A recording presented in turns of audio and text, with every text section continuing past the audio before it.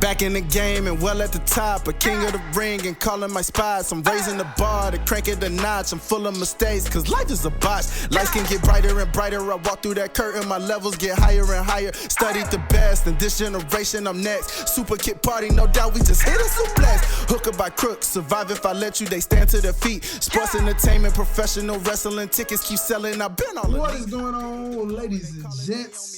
Coming at you live. You already know what it is, man. It's your favorite pod of all podcasts. You already know, man. Spinning it right on the block, keeping it on the lock. We in the building, baby, because life's always a botch. We right here, y'all. What's going on? It's your boy, Highlight. Don't forget the real.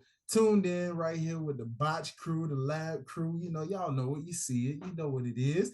We here. We live. We in the building. You feel me? With my favorite crew. What's good? We got Miss Ash Benny over here. And, of course, my boy, Playboy. I got kids. Rick. Had to get him right there with that one now. You know, they call Playboy for nothing now. You know what I'm saying?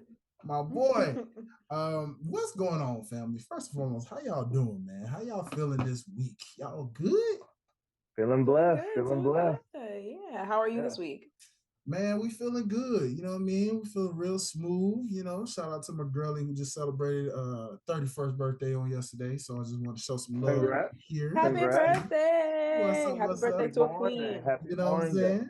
Shout out to the queens, especially. Shout out to all the September babies out there. If y'all celebrating a birthday this month of September, shout out to you. We want to show love to every last one of y'all. Botchamaniacs, that's what I like to call y'all. Y'all are my Botchamaniacs out there. Shout out to y'all out there who celebrating a birthday of any age. That is a blessing on this month. So with that being said, man, y'all, we got an action-packed episode here today, boy. I didn't think it was gonna get crazy.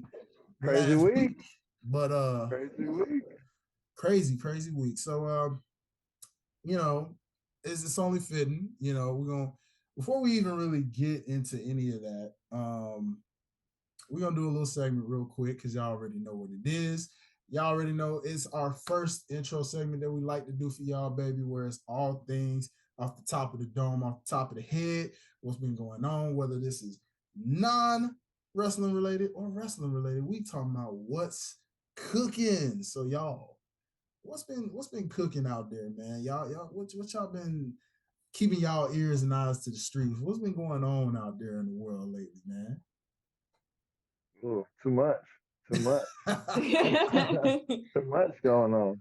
Y'all, you know, so Ash, I'll tell you what's cooking. I'm gonna tell you on my end. Okay. Because I shout out to you because you set me up for this, and I was like, I finally got around to listening to this album, and I said, golly, if 2 is this good, I need to hear 1. Golly, bro, Victoria Monet's I knew 2, bro. Oh my goodness. Let me tell you, bro. I said, ooh, this is my kind of groove too. This is my speed. Yeah. I'm a sucker for this sound. Like, I love that 70s, 80s groove kind of, bro, them vibes. Yeah, she's very like classic R&B. I highly recommend Victoria Monet. I was like, I'm gonna have to get that one to listen.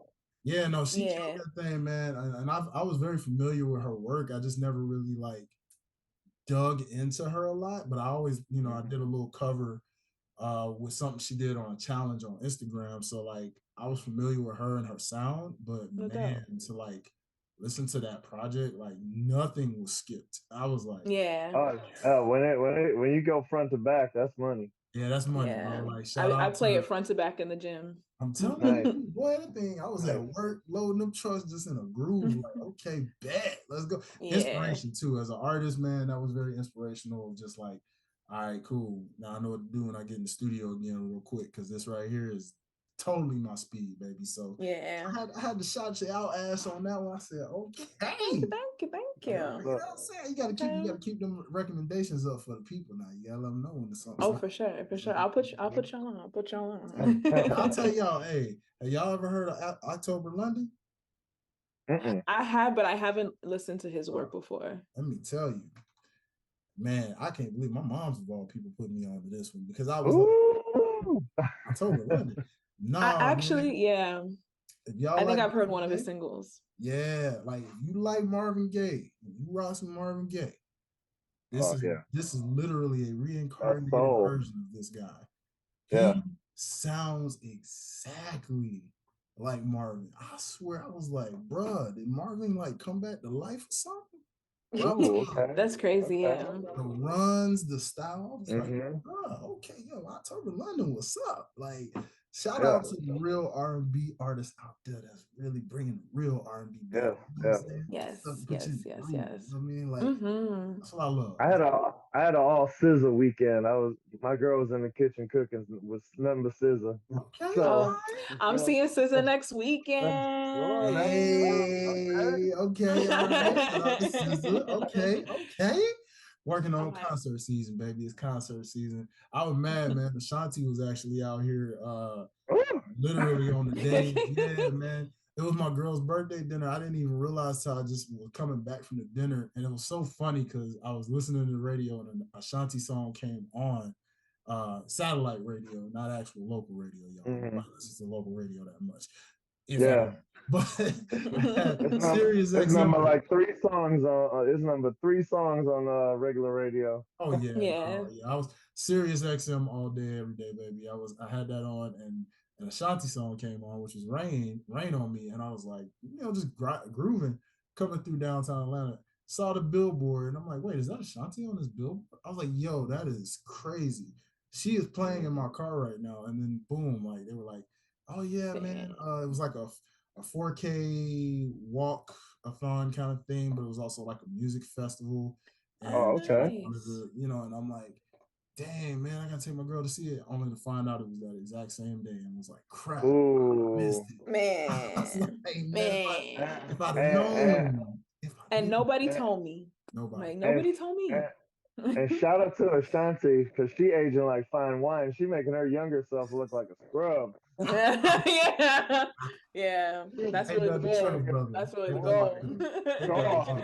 Ain't that the truth? God. Come on now, come She, on she, now. need to, she need to stop playing. Nah, for real, man. On a sports tip, Rick, I'll tell you what's cooking, man. I'll tell you what's cooking. The state of Colorado Oh is yeah. cooking Oh badly. yeah, man. Yeah. Like fried, like Hey, hey, oh my god. you see what Prime said too. He was like, "Cats trying to play me. Oh They my. trying to play and beat me. They ain't even trying to beat my team. They trying to beat me. What you mad for? You What you know, mad for?"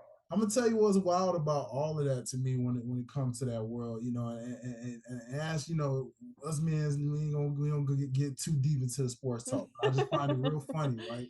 I find it funny that it's almost like America waits for a guy to lose because of Oh his yeah, status. He's got, yeah. he's a legend, one of the greatest of all time. Here he is trying to give back to the kids, teach these kids, work with kids where he feels is his real calling, to work and raise these kids to play good football, whatever.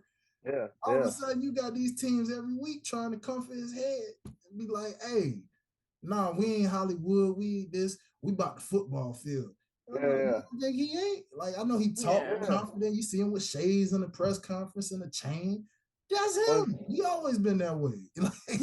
What's funny is I came across the old commercial. It was like they were talking. It was like old. I can't remember what if it was like for NFL Network or something. And it was like Dion was getting his haircut, and she was like, "Oh, you used to play?" And he was like, "Did I used to play?" And then he put a fro on with a mustache, and then he got drafted again as Leon Sandcastle. I remember He that. I do. killing. He doing no look catches and all types of crazy. I remember that. Then at the end of the commercial, what they did Jerry Rice cake or Terry Rice cakes, and then Jerry Rice got drafted. And he was like, this kid's gonna be amazing. And then he was on the board like, kid, he's a grown man. Yeah, man. Those were creative commercials back in the day, man. Those were fun. Hey, I like how they did that. Shout out to the marketing teams. and I know our Titans ain't doing too hot right now, but your boy just got a mail call. Just Boy, got that mail call. come Stop on playing. now. Showing them That's the legacy title, baby. fire. That's Promo. I can lie. Mine should be on the way shortly, so I'm right there with you, dog. We're gonna put it right there on the back. Oh, It's that's lovely. lit. It's lovely. That's it's lovely. lit. Shout out to WWE and what was it? FanDuel, no, not FanDuel. Fanatics. There we go, Fanatics. Yeah. Shout out to Fanatics and WWE for the collab, man. That right there is sick. Like, yes. Oh my and gosh. That's a beautiful apologies to Jacksonville. Your owner's kind of salty. Salty. You know what's so amount. Like, speaking of salty, shout out to my boy Derek, producer Derek. Speaking of salty, being the fact that he's an Eagles fan and he always gives every chance he gets to rub it into the Cowboys when they lose because they lost. When he rubbed it in, I showed him that legacy title that WWE had with the Eagles and said, "Bro, now I know you want this joint right here." And that man said, he was like, "Bro, this is sick." He's like, but he had one nitpick, and he said, "The only nitpick I hate is that they put the helmets on the sides. They should have did it with the actual eagle on the side, and this and that." And I was like, "Yeah, you kind of right, but still, this is a fire title." Yeah, it's still a fire concept. I'm glad they threw the little sword on there. You know what I'm saying? Yes, that's so sick. Ours is wet. Man, we wet. But also one more thing that's cooking before we get into the real news. You know what I'm saying? Like I said, this is kind of like our little botch breaker, y'all. This is us talking like life, wrestling, non-wrestling, all that kind of stuff, just to get you warmed up. Don't worry, we're gonna get to the wrestling. But I'll tell you what also is cooking. We are approaching the final days of September, and we are almost in spooky season. See, you and the hubby been getting it down with the scary movie starts and everything like that. Tell people what's some favorite scary movies you got out there. What's your favorite scary movie? Okay, Ghostface. Okay, Ghostface. I see you. There's so many like that I could range. I could. It depends on like the range and the era. I'll give like some more recent ones. Okay. I really love Hereditary. I really love The Babadook. Okay. I really love this. It's really good. It's kind of like a psychological thriller, but it's disturbing. Was that the one with the kids in the house? And yes, and the mom. And it's kind of like a mother-son story. All the doors were disappearing and stuff. Is that the one I'm thinking of? That might be. I think I know which one you're talking about, but it's similar. They have I think they came out around the same time, but the Babadook is like centered around like a mom and son. Okay. And it's a slow burn, but it gets scary. Okay. Another one I really love, It Follows. Came out in 2015. Okay. It's to the premise of the movie is kind of crazy. It's basically entity is following this girl, and it's only passed through sexual encounters. Okay. Oh yeah. That it is a insane movie. Like it has one of the coldest opening scenes of a movie I've ever seen. I'm gonna have to look that one up. Yeah, It Follows. I heard about that concept and was just like, well, that's a interesting way to kill people off. Sucks. Yeah, it sucks. I don't know if it's still streaming, but probably one of the best like a psychological one that like stands out to me is it's called Night Shift, or no, Last Shift. Did y'all ever catch that? I think my husband was telling me about that one. Oh my God, it's so crazy. It's like this female's first night on the job at a police station. She the only cop in the station, and her daddy was a cop, and he got murdered by like this cult leader, and then all this crazy stuff. Nobody's in the police station. She just got to watch it for the last night that it's open because there's evidence in there and stuff, and like all this crazy stuff keeps happening. Like this homeless dude keeps coming in and breaking into the police station, and it's like but it's a psychological, like it's crazy. Y'all gotta check that one out. Like that's okay. I'm gonna have to add to the list. Okay. Mind bender, like it mess with you. Like I love those. When certain stuff happens, you be like, what? And then you be like, hold on. Like okay. I like a psychological one. I think that one came out around 2015 too. I just caught it on Netflix. I'm pretty sure I've heard of it. I'm like, this is one of the best scary movies I haven't seen in a minute because a lot of the stuff's predictable. Say, oh, this gonna happen or this gonna happen. Another good one that just recently came out is X with Jenna Ortega. I have it on DVD. I have it on Blu-ray. X and Pearl. That one was crazy because old girl was the old lady and the young chick when they were making the movie. Yeah, she played both. Yeah, she killed it. That's wild, y'all. Like, that reminds me. And Kid Cudi's in it too. Kid Cudi's in X. Yeah. They snapped with that one. And if you notice, if you pay attention, everybody's death in there is foreshadowed. Like, when Brittany, no spoilers. We'll discuss. No spoilers. If you peep it, you'll know. Like when you know, you'll know. Yeah, definitely. I rocks with it. Some throwbacks I know that I've always kind of enjoyed most times. 13 Ghosts. That one was always classic. Goodness gracious. That thing still gives me the heebie-jeebies most times. I'm like, oh, no. Nope, not going in that. Absolutely not. Another one which is kind of like a psychological thriller in a sense. I wouldn't necessarily call it a scary movie, but it is quite creepy in its own right. The Skeleton Key, ladies and gentlemen. That's my joint. That's a throwback. It's a throwback. That one. Yeah. Oh yeah. That was going down. Yeah. Like, hold up. Wait a minute. What? All the voodoo. Oh yeah. That was. That one doesn't get talked about enough. No, not at all. It really doesn't. And I'm like, they got off with that one. Yeah, bro. And y'all see, old Jigsaw's back. Apparently, yes, I just bought tickets. I'll be seeing that on Friday night. Oh, you lit? I'll be seeing that on Friday night. Is there one that y'all say out of all the series, since this one's X, is there one that you like? What are y'all gonna say is the best, and which one would y'all say is the worst? Oh my God, they all kind of bleed together now. Like which one? Just specifically Saw? Yeah, like out of all the Saws you've had, like because been years now, because that thing's been coming out since like 2007. It's got some history now. Because I remember I threw on I think it was called Jigsaw, that Jigsaw one, and I'm like, I'll just throw this on, and then I'm like, this looks familiar, and then I'm like, I don't watch this already. I thought I didn't even see it, but then it's like I said, they all bleed together now. It's like after a while, yeah, like you can't even like tell, like it's just crazy kills. Yeah, literally. The first one's probably my favorite. It probably remains my favorite. Just all the reveals, all the twists, all the turns. The first one. Yeah, that's sometimes there's just no beating that first one. It's always the original, the original. Oh yeah, it's like Scream.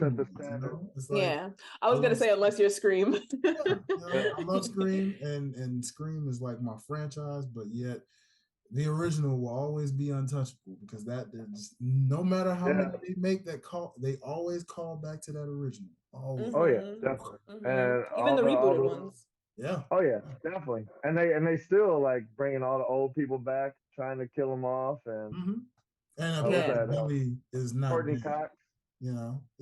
Billy's not dead apparently. So, Billy's dead, but who's his point? She's seeing him like a figment. Sam, like his daughter's like seeing him, visions of him and stuff like that in Scream 6. I love Scream franchise. That's like probably my favorite horror franchise. I think I just watched that one with Jenna Ortega in there too, right?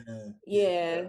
That one's fire, man. That one was fire, and was 6. So looking forward to when they do 7 once things end with the writer's strike. But unfortunately, the writer's strike ended. The writer's strike actually, I was gonna mention that. Really? Okay. Yeah. SAG is still fighting though.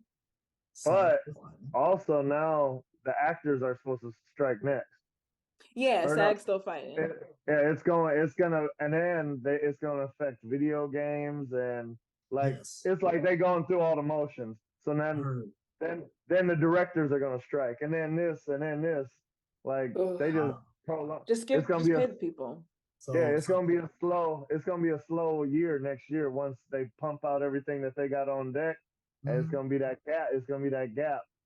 Wow, Yeah. this is gonna be a weird year for films, man. So Oh, we still got wrestling though. we still got wrestling, baby. Yeah. Just know that's a perfect transition. That's a perfect That don't transition. stop. I That love it. don't I stop. love it. So, speaking of wrestling, ladies and gentlemen, we're getting into our wrestling segments and topics on today. So, listen, we got a heavy hitter on today. We're gonna start this off on a serious tone. So, this is all positive messages. I'm sure you guys have already heard these going into when they happened last week, but we're gonna keep that going as well. Just positive well wishes. While most of these talents are gonna be on their for some cases, some are on their 30-day probation. Most of these main roster, they're on their 90-day probation. So during this time, while they're taking this time to collect, gather, and reinvent themselves as most wrestlers may do, or figure out what's next. Definitely send our well wishes to all of these talents. But we had some crazy releases. A lot of these were shocking, some of them not so shocking, some of them kind of borderline shocking, depending on how you view the certain talents. But do you got the list in front of you? I do have the list in front of me, and this won't go in a particular order. I'm just going to go off how I see this going down the line. And so therefore, you guys just react how you want to react based off some of these names. So we're gonna start off with one of the big names that's listed right here in front of me already from the first start. We had Mustafa Ali get released. Matched right out of his match. Man, yeah, that was a shocker in a lot of ways because of that right there. While also just, I know he also had requested his release a while back, a few times, right? Yes. So, do you guys? When it comes to his time in WWE, they said he was working through an injury just to put over on NXT. Yeah, too. just to be able to be on NXT. Yeah, that's rough. That's rough. Was there anything that stands out in the moment of Ali's tenure in WWE that you remember mostly? I know that everyone always talks about like his 205 Live era. Like a lot of people said that he's the reason why people were tuning in during that time. Yes, he had some great matches on there. Him and Enzo. Yep. You bring that one up. Shout out to that guy.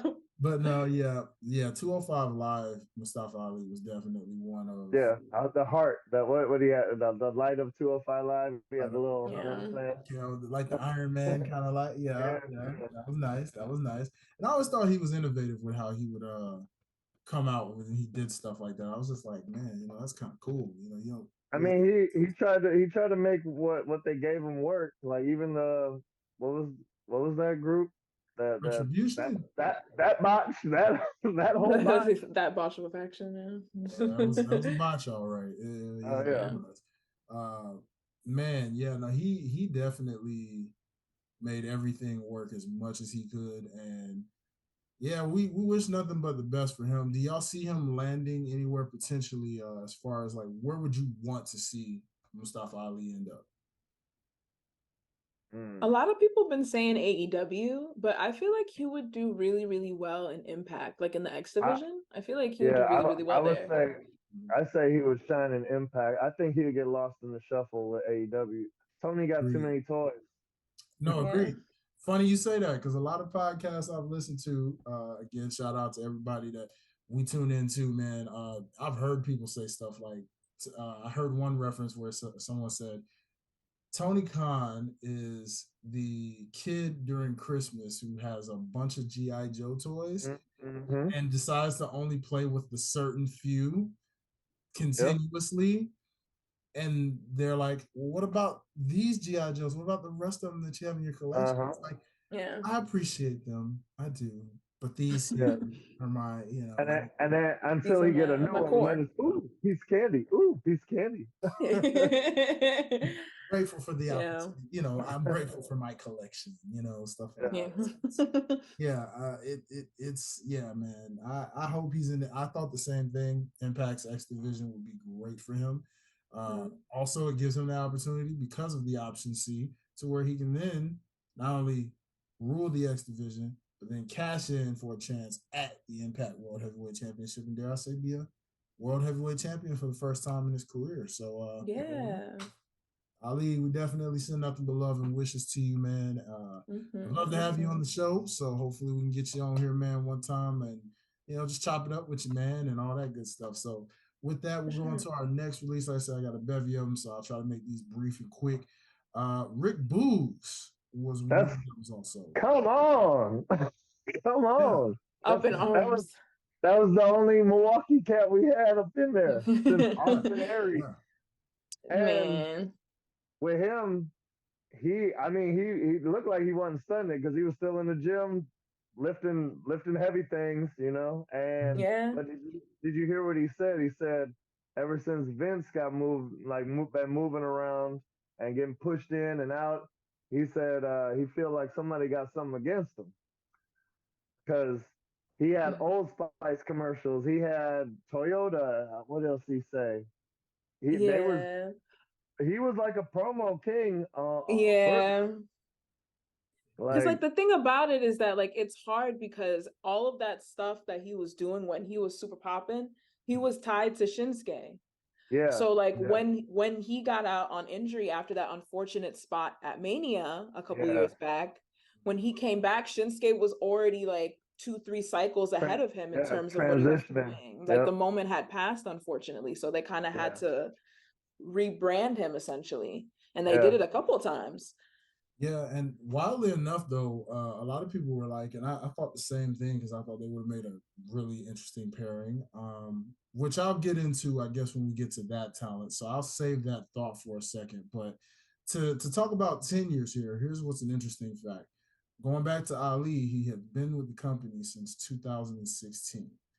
In Rick Boogs' case, he's been with the company since 2017. Well, I know, right? 2017. I was like, wow, he was in that company that long. He was in NXT because he was Eric Budenhagen.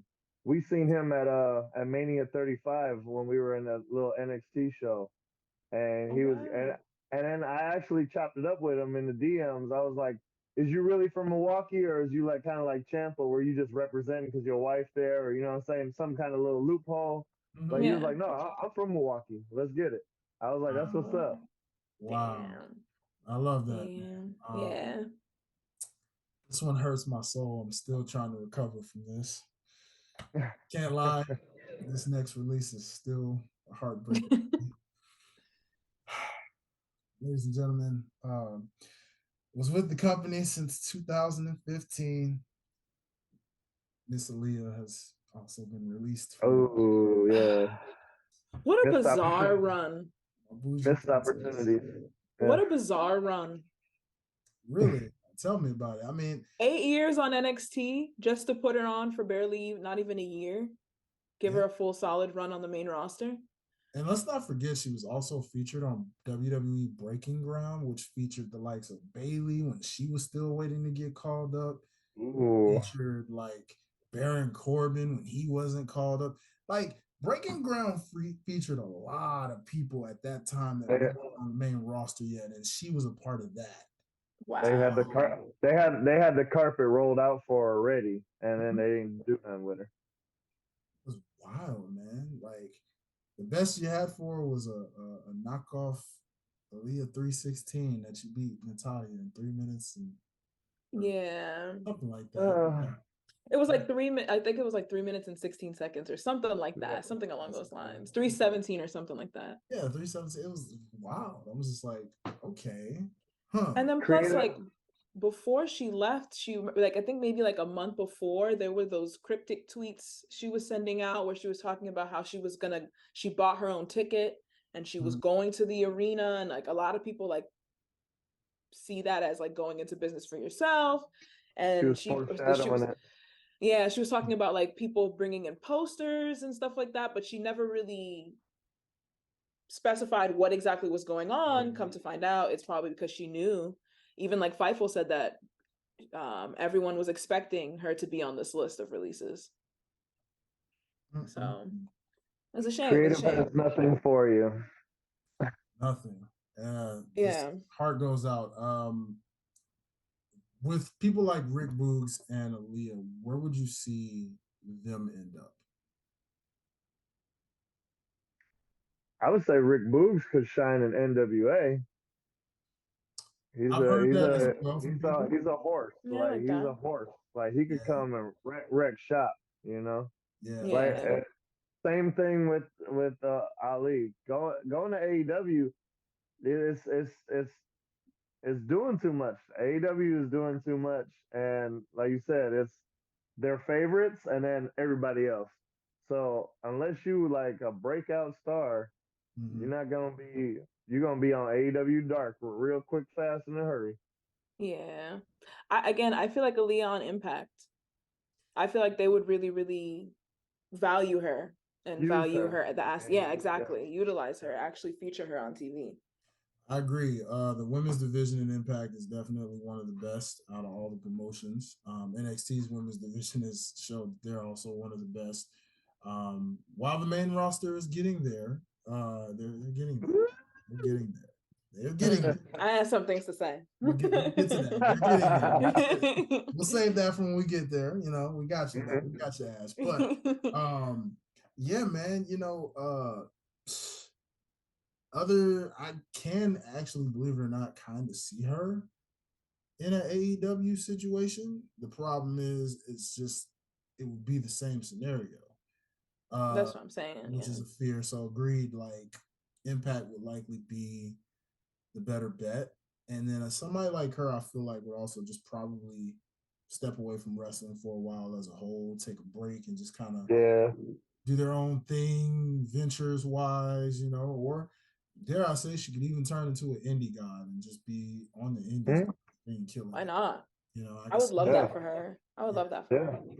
Take that Matt Cardona route, because that's another route that we don't talk about enough, is how Matt Cardona and you know, Kurt Hawkins, Matt Cardona, so many reinvented themselves. Yeah, they reinvented Steph DeLander, who had a tenure in NXT. You know, so many people have been just on the indie shining, doing their own thing and living their best life. So ain't nothing wrong with it. Ain't nothing wrong with it.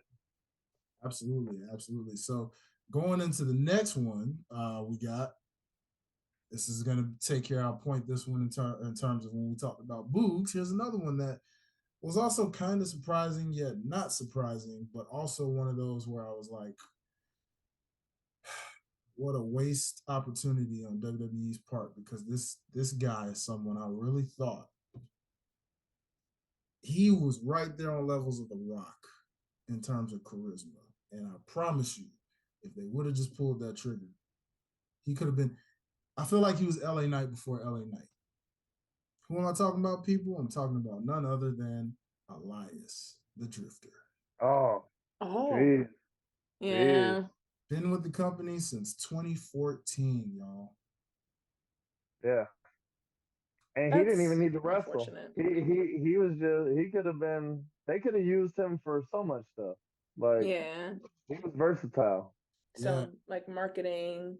Yes, marketing, just the little in-ring segments, you know what I'm saying, to kind of break up matches and stuff like that. That's all he needed to do. Throw him a match here and there, but let him go in the ring with the lights down, and he was on fire. On fire. Yeah. That crowd always got with him and got behind him, and like I said, I remember this guy came out with a whole album. Yeah, you know what I'm saying, at his hottest time. I remember. This guy truly learned how to play the guitar, like legitimately. For the gimmick. That's so awesome. And now actually knows how to play.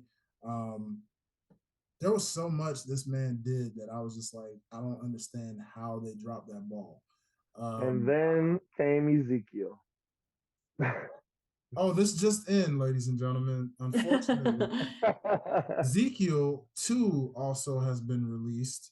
Because it turns out that they're a package deal, When one brother is released, another brother is also released, and Ezekiel himself, he zeked out when he found out that his brother was released and said, I too would like to be released so that I can be with my brother.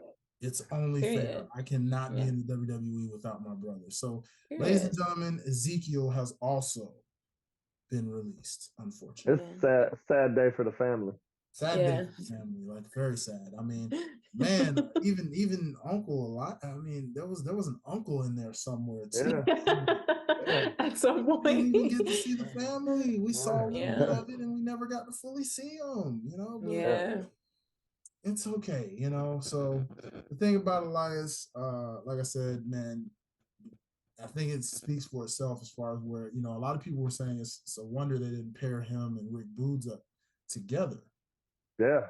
To be like a rock and roll kind of rocking country type deal. That'd have been some type of rock duo. I would have loved that. Would have been nice. Yeah. So I guess would you say the same thing for Elias, y'all? Would you say you see him in a NWA, an Impact? I could see him going to AEW. Yeah. Wow. Okay. I could see him going to AEW. I feel like AEW would be a good fit for Elias, actually. That's an interesting thought. Yeah. AEW. I would love to see what he would do with it, but yeah, that would be interesting. Me too. Yeah. All right. You know, there's that. We'll see what's going on. So I'm gonna go ahead and announce these two together, just because I mean it's kind of a package deal as well.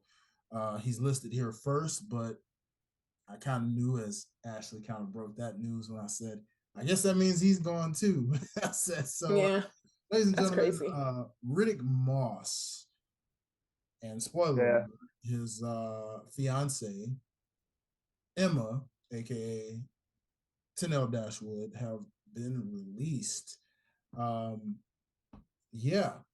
Moss had been with the company since 2014, while Emma had a stint of being with the company since 2012 into about 2017 when she was released the first time, to then come back in 2022. So she's only in her second stint, been there for a year.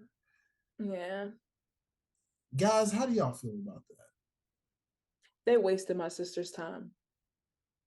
They wasted her time.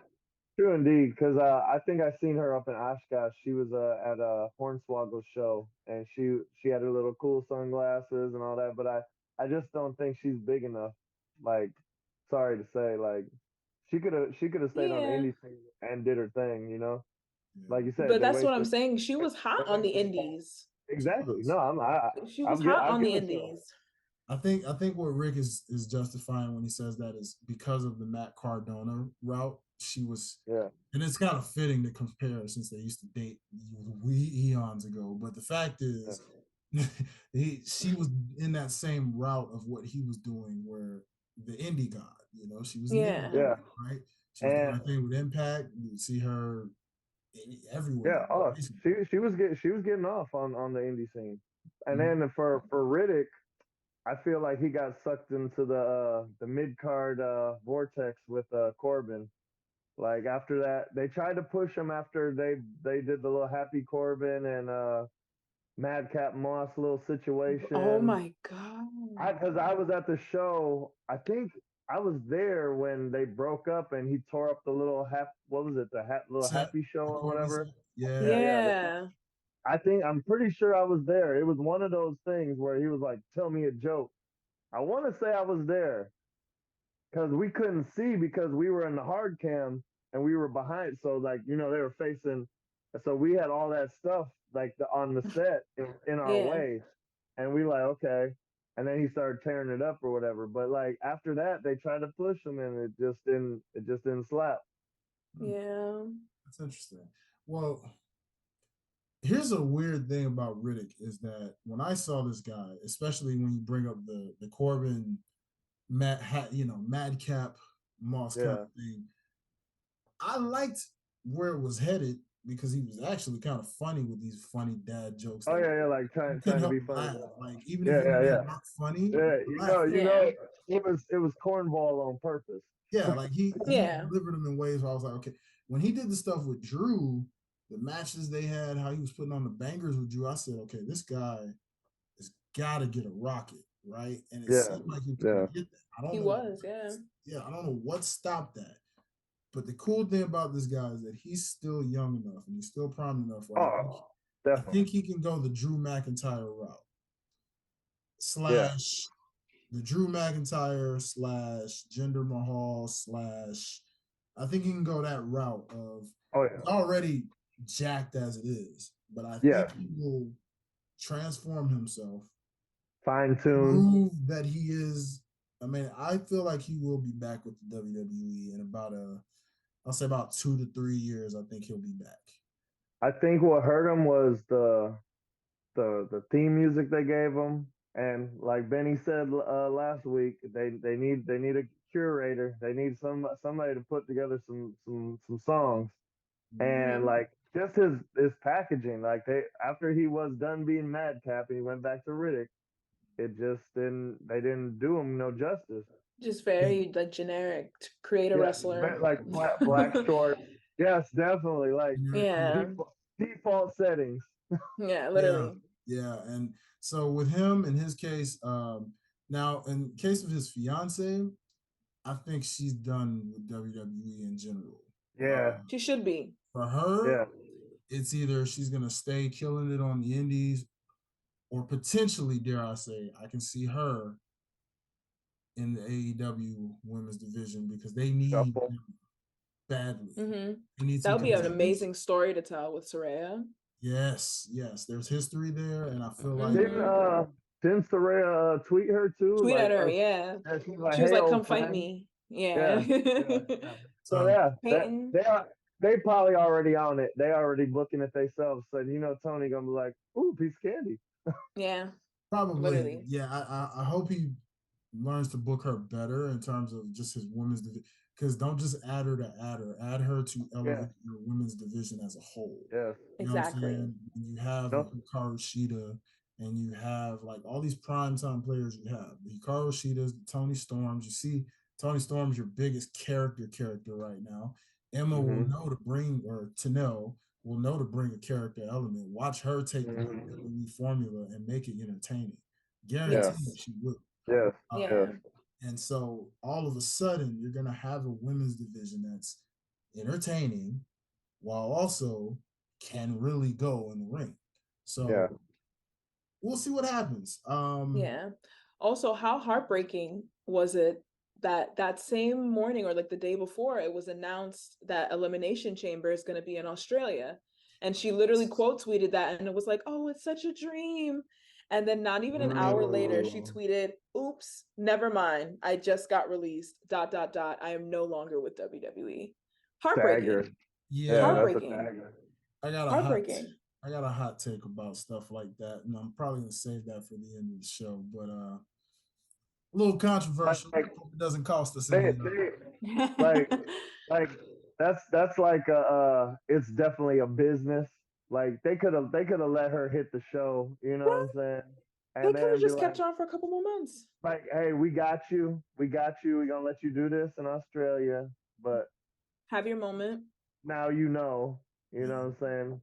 It is, it is what it is. But we gotta keep it rolling some more, y'all. This is another one that was, I'm going to say it was not on the not surprising side, but it was surprising in terms of the fact that when this person was announced, I for sure thought that meant the rest of the crew, but it's just him. So I got questions.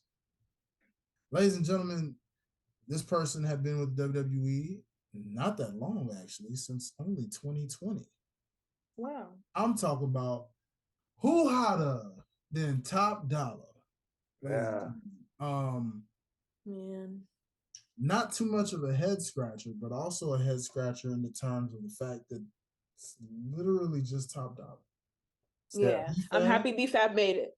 Yeah, I was like, B-Fab, get behind me. I was like, B-Fab, no. Ashante the Adonis. I was like, no. It's like Ashante the Adonis still there and B-Fab still there. So they're still appearing, which means that's 2/4 of Hit Row that are now completely gone. They the last to walk. Yeah, exactly. Yeah. The Liv Three Morgan Six effect. Mafia, you know, they Yeah. I like the realness, Rick. I like the realness. You know what I'm talking about. You know, we get it. You know, shout out to 3 Mafia.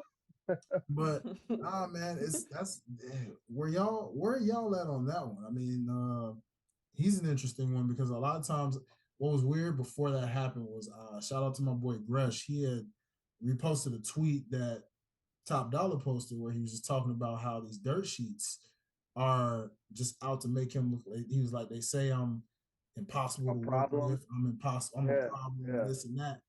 And you know, we were just quote tweeting him and just saying positive messages. And I even saw where like LA Knight and all these people were like commenting and saying positive things of support, saying we got you. All of this before he officially got released. And so to see this is like, man, not AJ, bro. Like, but he's one that's interesting because a lot of people say, though he may not have been like the best in the ring, they were saying he accomplished a thing that a lot of people can't say they've accomplished. A lot of wrestlers coming from the football world, they think that's just translate. Come in and translate because you're an athlete, but not every athlete can. Not every basketball player, football player, soccer player, baseball player. Not all of them can just come and suddenly do it. Which, if that should not tell the sports world, okay, ESPN, okay, Fox Sports 1, hey, listen, public service announcement to any of you out there. If this don't tell you, for all you that shun professional wrestling, that's not a sport. That's just a bunch of characters. Let me tell you something, analyst. I want you to step in between those ropes. I want you to just fall down and take a bump, sir. Ma'am. Okay. And get back up. Some of the people that got cut from your football league or your basketball association or anywhere you do respect in the sports room, guess what? Most of them that didn't cut it in the pros tried to come into the ring and see if they could make a life out for them. And some of them still trying to figure it out. Still can't figure it out. Okay. So it ain't as easy as you think it is, buddy. All right. So they ain't even got to take a bump. Just run the ropes. You hear everybody talking about running the ropes, getting bruised up, like bleeding. Come on, run the ropes. You can't even do that. You just let them know, baby. You just let them know. So that's why I say, you know, with Top Dollar, he's in that rare class. Baron Corbin's in that class. I do believe, well, The Rock's in that class. Roman. Botch Breakers also in that class.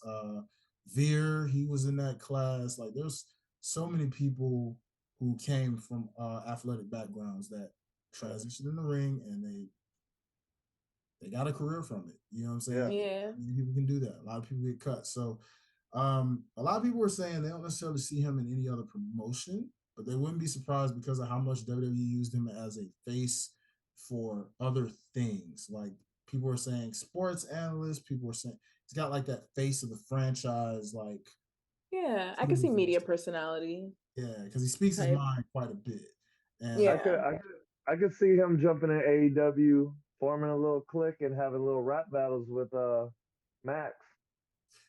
True. You know, that was another thing. They could do a little, you know what I'm saying, a little exchange like that.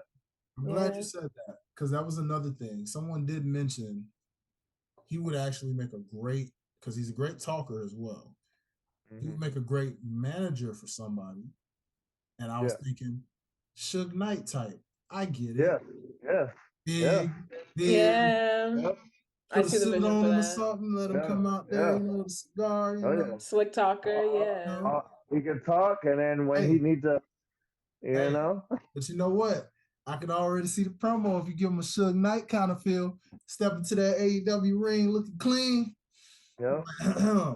For all of you wrestlers, tired of your bosses, all in the news feeds, standing, talking, doing this media stuff, making headlines.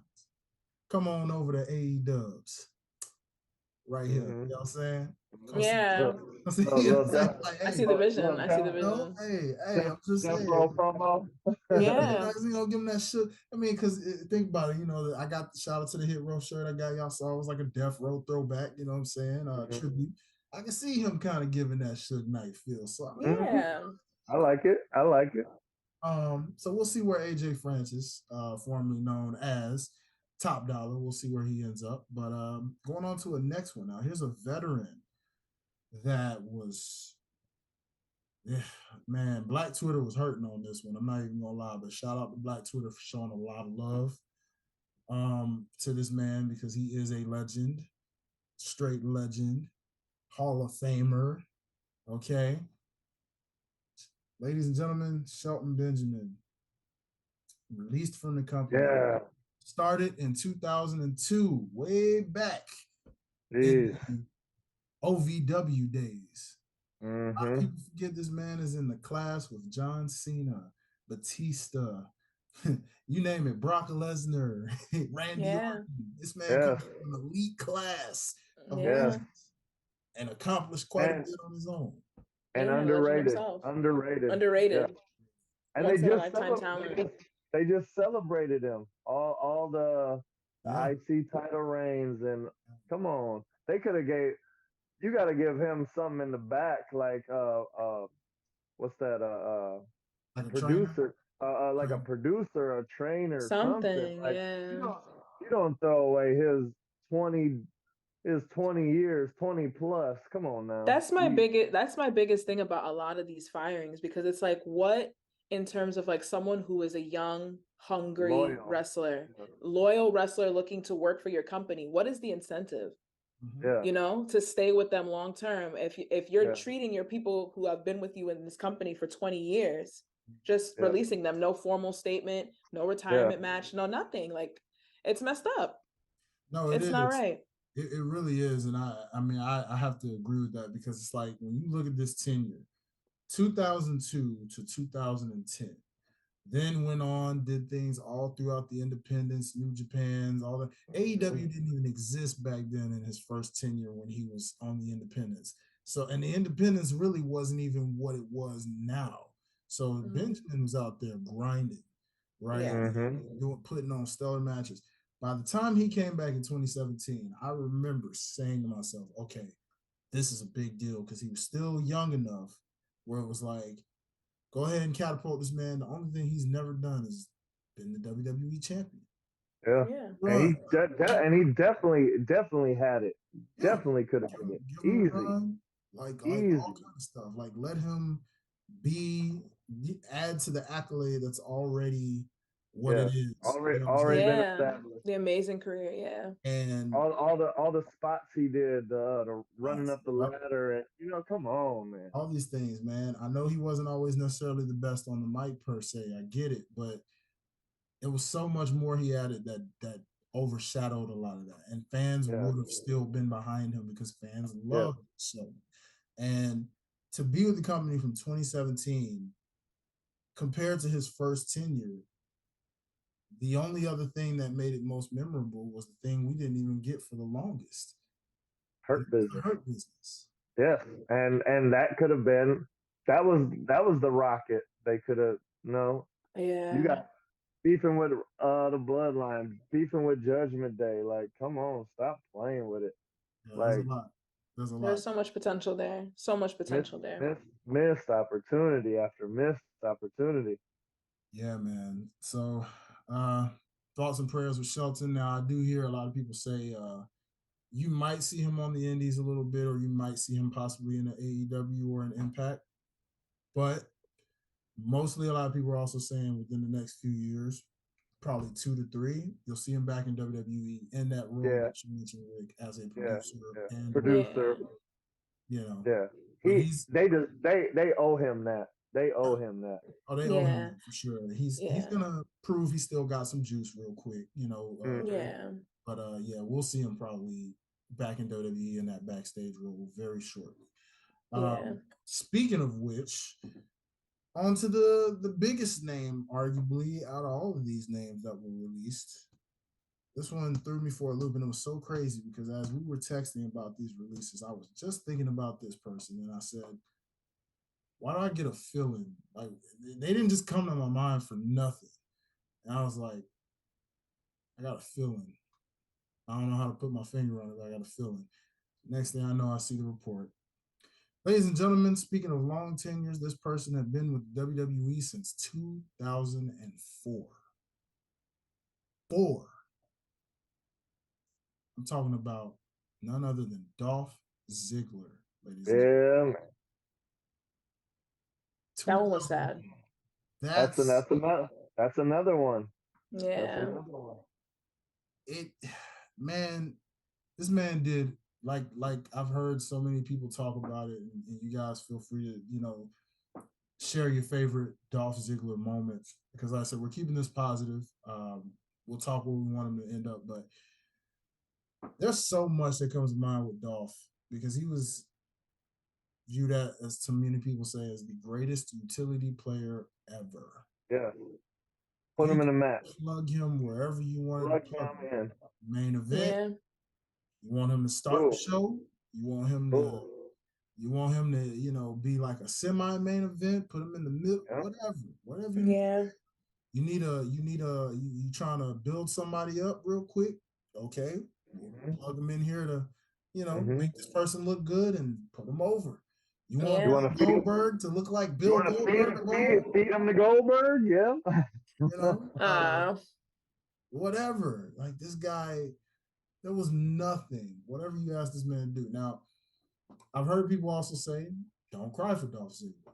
Why? Because he had a chance multiple times ago to leave when he was at his peak. He had time to leave and go prove that he is worth so much, and then could have came back. But for some reason, they would never fully give him the full rocket the way they wanted to. Yeah. What do y'all feel when it comes to Dolph Ziggler's career right now? What do y'all, just in a tribute sense, what do y'all remember most about Dolph? It's so unfortunate because I feel like he had such a great career and there's just way too many amazing moments to even mention. Like obviously the Money in the Bank cash in. Greatest cash in. Yeah. One of the biggest pops of all time. Yeah. Just an insane moment. And I don't know, like it's just such a shame that because like even when you think about it, they haven't featured Dolph on television this past year really at all. I think the last angle that he was really in was that Braun Breaker angle where he was the NXT champion for a little bit. I think that was like his last real run. Yeah, it was. Before being off TV. I mean, talk about a guy that made something out of nothing. He came from the Spirit Squad. You know what I'm saying? Yeah. Who else did anything? Who else did anything? Did any of them do anything? Yeah. I got a name. Somebody they thought was going to be.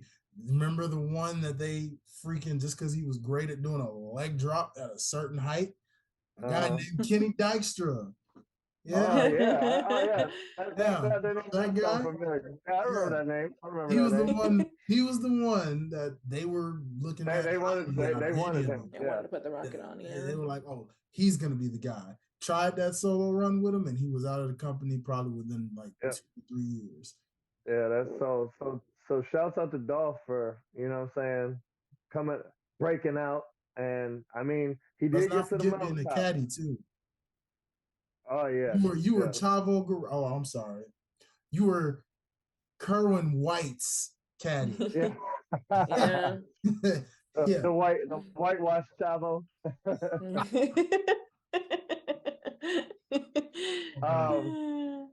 One funny story I got though. We were in Chicago at the Major Wrestling Figure podcast. One of their little shows, their little side shows, and Dolph was there. Mm-hmm. And when we left the show, he's just a stand-up dude. Like we was leaving the show, we walked past him downtown Chicago after we was already at the show, but we were moving around, and then we walked past him, and he spoke to us. I didn't even notice it was him until after the fact, and I was like, "Damn, we could have got an autograph or something," He was like, "Good night, have a good night, guys." and he walked past because he saw that we was decked out. You know what I'm saying? He must have seen us at the show, and then after the show, you know, he spoke. You know what I'm saying? Cats don't got to do that. Like, so he a stand up dude in real life. Yeah. Yeah, like you said, Ash, too many moments to count. One of my favorite versions. I love the I am perfection, the perfectionist Dolph. That was like my favorite era of Dolph, but he had a lot of eras that were really dope. Now, for one, I really enjoyed him, Big E, and AJ Lee together. Like, oh yeah, highly underrated, man.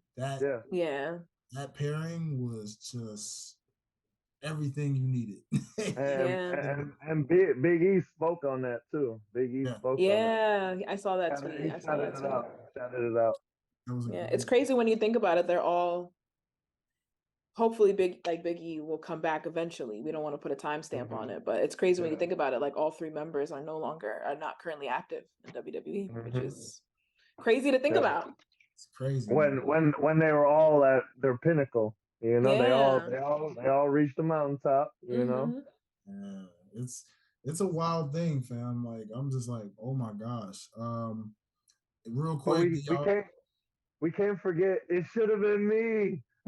Iconic, yeah. It should have been me. Yeah, he birthed an iconic meme. That was very iconic, that guy. Anywhere do you guys? This man has been in wrestling for so many years, for so long. Where do you guys predict Dolph's future to be at this moment in time right now, in this stage of his career?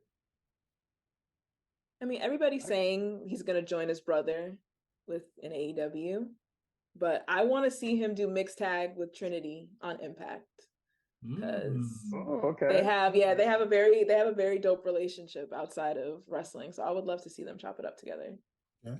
Yeah, she could fill in. Remember when we talked about that a couple weeks ago with Alicia? You know, exactly. Like, you know, my husband may not be able to be here, but I got someone real. I got. But my work husband is. Yeah, you know what I'm saying. Boom, you know what I'm saying. Like, so that would be a cool pop. For some reason, the AEW thing is not out of the water to me per se. I feel like it's very possible, depending on where he sees himself and what he wants to do. Because like you said, his brother, I feel like he can elevate his brother for sure. Being the bigger name between him and his brother, it's a good way for his brother to be featured more. And dare I say, Dolph would probably be the kind of guy to want to catapult his brother some kind of way. You know, he did it for Drew. You know what I'm saying? If you think about it. Again, yet another utility player, as we mentioned. Plug him in. If you think about it, AEW needs a guy like that anyway, to be completely honest. So it could work. Shoot, to think about him and MJF in a feud wouldn't actually be a bad idea. Oh, that could be some bangers. That could be some bangers. That would be kind of nice. So now I think about it. So I mean, it's a lot. Matter of fact, I don't even think him and Adam Cole have ever mixed it up before. And those would be bangers. There's a lot of names over there. If he wants to put on a lot of 5-star classics, AEW is totally it for him. I could see him doing a 1-year deal with AEW. Put on them fire matches and then bounce back. You know, bounce back, hit the indies and do his thing on the indies, or we know he does his thing with the comedy as well. Maybe he transitions into that and just kind of is like, you know, I have my fun. Full-time comedian. You know, Dolph is whatever he does in his life. He's a major superstar. We've seen this man on Wild 'N Out, all kind of stuff. So believe you me when I say Dolph will get wherever he's gonna go. Someone's getting elevated. He gonna be all right. He gonna be all right. Dolph gonna be good. So I'm gonna run through the rest of these releases as quickly as possible and just mention tenures. You can react if you guys want to react. There is probably one more name on here that we might say a little something about, but for the most part, we had Dabba-Kato released. He was with the company since 2016. Honestly, his best moment was probably most memorable when he was with the Apollo Crews. during Apollo's, Wakanda like gimmick. Yeah. All right, now this is somebody who I was going to mention that we can actually kind of talk about a bit. Specifically you, Ash, because we mentioned how AEW's women's division needs a lot of work. So here's another name that might be able to help assist with that. Dana Brooke, who was with the company since 2013. I have something to say about her. Okay, what you got? Is that the real Dana Brooke? Because I'm sorry, that's not the same Dana Brooke that was with Charlotte. Leave that lady alone. I know. Leave that lady alone. I know the feeling. She got body snatched. That's not the same girl. She got body snatched. I'm sorry. It is reasonable. I'm talking about physique, facial features, everything. I don't know if she got work or what, but I'm sorry, that's not the same girl that was with Charlotte. There is reason to leave my sister alone. Leave my sister alone. I'm sorry. Not too much. Well wishes, but you know who Rick sounds like? That just bothered me. Like I KO. You know what? It sounds like Rick's basically doing what I've heard every fan ever say about Glenn Jacobs, aka Kane. That's not the same man that has played Kane over the years. What do you mean? Yes, it is. You forget how long Glenn has been with the WWE? Yeah. Bro, your physique changes over the years, man. No. Bro, I'm sorry. You don't just lose muscle mass like that. She wasn't arms weren't as big. I'm talking about she wasn't doing the same move. She got body snatched. I'm sorry. Like Dana Brooke out chilling somewhere. The real Dana Brooke, please stand up. Because that's not her. That is not her. Please, Dana, reach out. Y'all tell me, because I'm pretty sure. And Kane had a mask. Exactly. So that's why when the arms started showing a little bit more, people were like, "Now wait a minute, that arm was a lot thicker and bigger back in the '90s."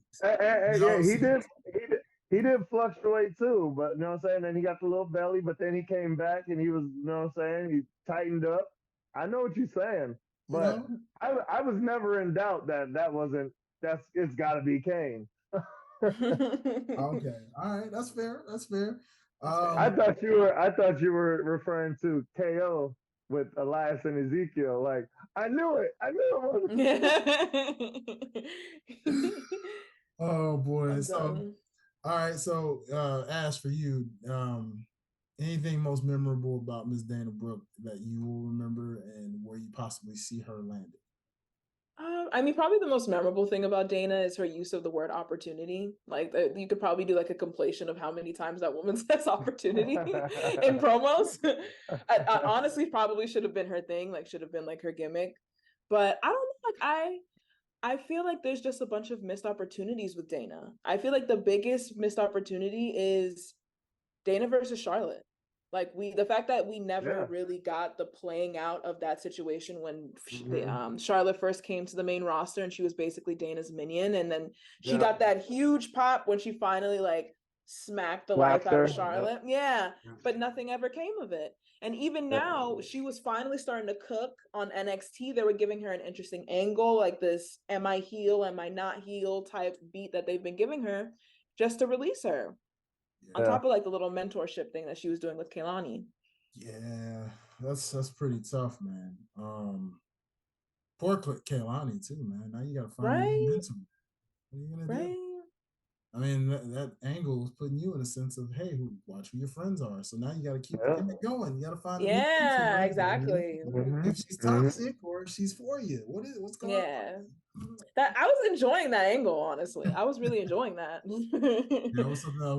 Watch Core Jade show back up or something, and be like, oh, I'll be your mentor. Yeah, I'll take you under my wing. I'm a block kid. I can show you. Okay, so we also had a pairing of Mansoor and Marseille also released. Both gentlemen, in case of Mansoor, he was with the company since 2018, and Marseille was with the company since 2016. Can't really speak much on Mansoor, except I probably see him in the Impact Wrestling that kind of fits him for some reason. Maybe in AEW, but I'm really leaning more Impact for him. Masay, I will say he did really well when he was more on the commentating aspect. Yeah. Still never forget that moment he had with Brock Lesnar standing face to face. Yeah. F5 through the table, and we never saw him on that commentary table. Never come back. Yeah. But he did so well at it, and I don't understand why they didn't keep him there. But he could probably be a commentator's role somewhere. Or let him do a Drew McIntyre deal. Let him, beef up, come back, and give him his Brock match. Give him his Brock match. Yeah, 2-3 years. Yeah. You know Brock can make him look like $1 million. That's true. We can see what happens. We'll see what happens. So best wishes to those gentlemen. We have an NXT release in Quincy Elliott, who was with the company since 2022. Shanky, who was with the company since 2020, was released. Yulisa Leon, who was also in NXT, paired with Valentina Feroz. Yes, I was trying to make sure I didn't botch the name. She was with the company since 2021. I feel very bad for Valentina because, I mean, they were a nice pairing. I enjoyed them. They were excellent as a tag team. It's such a shame. But at the same time, Yulisa, they said that she requested her release maybe like a week or two ago. So it was, I think it was more so kind of like an amicable understanding between her and WWE. Yeah. It's a shame though. I wish she stayed. It is, man. Hopefully we'll see what happens with Valentina. Maybe they pair her up with Lola Vice and put her in the Electra, yeah. Maybe, man, give us a nice little Latina connection or something. Who knows? Yeah. Kevin Ventura Correz was released as well as an NXT talent 2022. Ika Minjiro, he was released. Can't say I was too surprised about that one. I mean, that was kind of like a failed attempt for some reason. I don't know why they don't do well with Japanese wrestlers the way they should. It's really odd to me. They never really do well with Asuka and Shinsuke are exceptionary exceptions. Yeah. Io. Kairi Sane even. Yes, and she's back. But yeah, it's, like whatever happened to what was her name? Saya. I know exactly who you're talking about. She kind of had the Sailor Moon gimmick. Yeah. What was her name? What was her name? It started with an S, I believe. Yeah, she was primed to be up next by Leo. Like, I saw her little intro. She was nice. Yeah. When you got an intro like that, like you can't help but get eyes on you. Yeah. Exactly. Yeah. And she just disappeared, man. I don't know where she is. So that's why I'm like, I don't know why they hit and miss. What about the sleepy girl that be wrestling in her onesie? Wendy Chu. I'm hoping that she's on the breakout tournament. Yeah, I'm hoping that they announce her on the breakout roster, tournament. so we'll see what happens. You got Brooklyn Barlow, also an NXT talent that was released. She had been there since 2022. Bryson Montana, who was released, has also been there since 2022. And one more big, huge name that came literally recently as of like a few days ago. This one was also kind of not a shocker, but a shocker. It was a blend of both. Can't say I was surprised, but also surprised at the fact that, wow, like based off the reaction I've seen on Twitter, you have people who were happy and you have people that were like, what? What did he do? Me, I'm like, well, if privilege was a person, then maybe this might have been That's valid. Yeah. Ladies and gentlemen, Matthew Riddle has been released by the WWE. Yeah. He's been with the company since 2018. Okay. Crazy thought. I heard something about Dana White making reports on this guy saying that, this man once showed up under an influence during a press conference and saying that he literally beats. He gets that. He takes what he takes so he doesn't beat his kids. And I said, wow, that was a real quote from this guy. Wow. Jesus. I'm like, Matt, I don't know what to say about this guy. Honestly. Yeah. A lot of reports. Now, that's what I said. This is where I need Ashley's touch. Wow.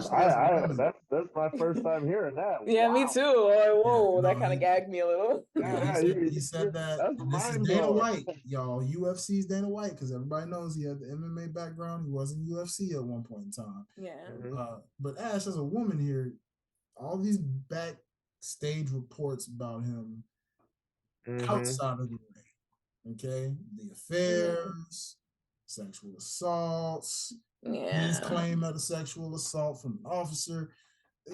Where are you at? This is an important subject from a woman's standpoint. What are you feeling on this man's departure? I'm thinking that it's the right move, just because on top of that, on top of all of those terrible things that you mentioned, he also, that road lifestyle is a detriment to himself. You know what I'm saying? Like, he already has his own vices. He has his own issues, his own potential addictions. Like, I'm pretty sure when he came back for this most recent run, he had just come back from rehab, like doing a stint in rehab for a bit. So it's clear, and like they were saying that in that situation with the airport, that he gave he was giving the staff the impression that he was like inebriated, that there was something just not all the way right there with him. So I think that even for his own health, it's good to just get him off the road. Like, I feel like he shouldn't even be wrestling right now. He needs to be focusing on getting 100% sober, because we've seen too many stories, of wrestlers when they get released in situations like this, and then it kind of just takes an even worse turn, unfortunately. It does. Rick, how about you, boss? Where you at with this release? I'm definitely gonna piggyback with Ash. Like, you done seen too many stories where, like, I mean, sometimes it's a comeback story where people can bounce back or whatever. Like, you got Kurt Angle, you got, you know what I'm saying, big names that survived the addictions and all that. But he need to get his life together. And like, if WWE didn't release him, they would almost be enabling him. Because like, how are you going to release all these people who are working their asses off? They keeping money in his pockets. They're supporting the addiction. They're supporting his habits, essentially, keeping him on the road, keeping him up with that lifestyle. Yeah, it kind of makes sense. If I'm not mistaken, I was told or heard, or at least I think I heard that, during his time with RK Bro, with Randy Orton, like, Randy didn't necessarily care for him as a person. But it was the funnest he ever had. And how he knew that was working with those two on screen was turning me up for, like, doing what they were doing. Do business. He wanted to do business. Yeah, so and I think Randy might have kind of kept him in check too, like, being the veteran. I don't know how their backstage dynamic was, but all his rumors started dying down when he was with Randy. Randy being out, that might have, he had a little time. Shout out to Up Down Down, because Up Down Down keep a lot of wrestlers out of trouble. They be gaming and, like, extracurricular activities. Undertaker said they soft, and the old school wrestlers, they would get off a show and hit the strip, and either a bar or a strip club, Waffle House, and get into trouble. So shout out to Up Down Down for keeping everybody occupied. Honestly. Yes, sir. So yeah, man. I don't know what to really say on this one. I mean, it's more, instead of asking where you see him landing, it's more, I just would rather this man get his life and act together. You don't need to be in an AEW or an Impact Wrestling with this kind of issue right now. No more enablers. Anyone who picks him up, like, you're not right. it's exploitative at that point. Yeah. Get your act together first, and then when you know and people around you, I mean, I'm sure that wrestling companies have scouts. They have eyes and ears everywhere. You know, it's just like Stephen A. Smith talking about the NBA and how the John Morant situation, and he's like, listen, the NBA got eyes and ears everywhere. Okay, you ain't fooling them. No matter what you try to say, they know everything. Wrestling world is the same way. Okay, all these promotions, they got people out there. People be listening, watching, paying attention. So get your act together, and then, you know, we're saying this in a positive, loving way. Get your act together, man. Figure your life out. Get some meditation. If you got, I don't know what your beliefs are, my guy, but if you need to find a religion or something, you know, get with something to give you like a peace and keep you away from what's trying to take you out. Okay. Yeah. Rather you get your life together than your life be taken away, dare I say, from an unfortunate event. So we'll see what happens with that guy. And that happens far often than not with wrestlers. You know, you hear the stories. You know, we've seen the stories. Yeah. So yeah, man, that's pretty much it for all of the crazy major WWE releases. Thoughts and well wishes. We didn't mean to keep y'all that long. It was just so much. So much. It was like a shocker with a lot of these releases where it was just like they just kept coming. They wouldn't stop. You know. But there's good news in this. There's good news in this show. Did you hear that I don't have to buy an AEW ticket no more because Jade is home, baby. Jade is home. Let's get happy. I don't have to buy an AEW ticket to see the baddie. Let's go. To see the queen herself. Yeah. See the queen That's herself. That's a great transition, my brother. Ladies and gentlemen, go ahead and get in your seats. Rev up your engines. We're about to take a trip, all right? So we all right. So we in the whip, y'all. We in the whip. We about to spin the block. We about to spin the block real nice. We're gonna run. We're getting ready. You see the signage? You see it right there on the back, ladies and gentlemen. Get ready. We riding, we coasting. Get ready to take a trip. Sit back, ladies. Make some noise. I want to hear y'all represent, because now it's about that time where we getting ready to hit none other than Benny's block, baby. What's going on, baby? Benny's block in the building. What's happening? All right. Obviously, the biggest news, women's wrestling news of this week is Jade Cargill is now signed to WWE. And this is like the first big signing of the TKO merger as well. I know I was watching a whole bunch of like interviews and press that Jade was doing yesterday, and they were even saying that this is the biggest signing that they've had since Cody Rhodes. So it just feels so good to see a powerful, strong Black woman being treated like the top talent that she is. Like it literally feels like some recruited fresh out of high school, like, you know, like those type of vibes where they're taking pictures, posting her. LeBron mode. You feel me? Yeah, like they're doing press releases for her first day in the Performance Center, getting footage of her walking in, getting the fans really, really excited. She got like a feature on the Shade Room, which was crazy as well as a formal announcement. Yeah, she was a guest on the Masked Man show, which was a huge deal, and where she talked about having like some missed opportunities in AEW. I got a direct quote. She said, "Wish I could have worked with the amazing women who are holding the main belts. I could have gone on the mic with a lot of those ladies. TV time is short, and we have to work with what we got. But I could have had some dream matches before arriving to the grand stage." Also worth noting that Jade said that basically this was me, like AEW was me priming myself for the grand stage. So she essentially, even in interviews, called AEW small fries, basically. Yeah, she basically called them put a little salt on them fries. Yeah, she put WWE management over. She put the Performance Center over. So it's surreal seeing this. And Ash, did you see that she ain't playing no games either. She coming at throats in the WWE. She said, Rhea, my announcement is bigger than your title reign. Charlotte, let's get it. You know what I'm saying? I'll show you what a queen can do, you know? Yeah, she was like, I know that you only pay attention when somebody got a title, so I'll wait on you. I was like, I'll wait. She coming at next. Off throat. Yeah. She said that Bianca Belair, her versus Bianca Belair is a WrestleMania main event. Like she's already talking big. Already talking big.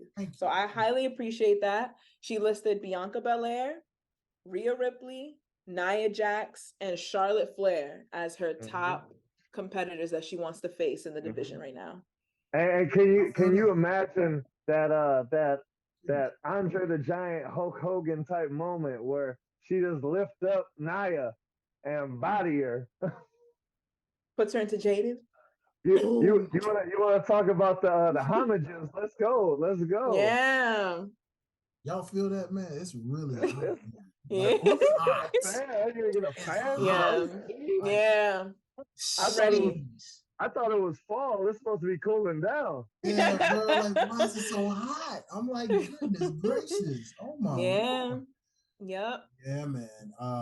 And I love the I know y'all seen it, the first picture when she was in the Performance Center in 2019, and then the new one. I love side by side. Yes. I love that they threw that up there. Yeah, I feel like they got the documentary crew. They about to film. They're about to bring back Chronicle. You know, like all of it. Treating her like the big star, big name that she is. Big things popping. And I just feel so vindicated because a couple weeks ago when these rumors started, a lot of like podcasts were talking about like, is she like really like she has to prove herself first?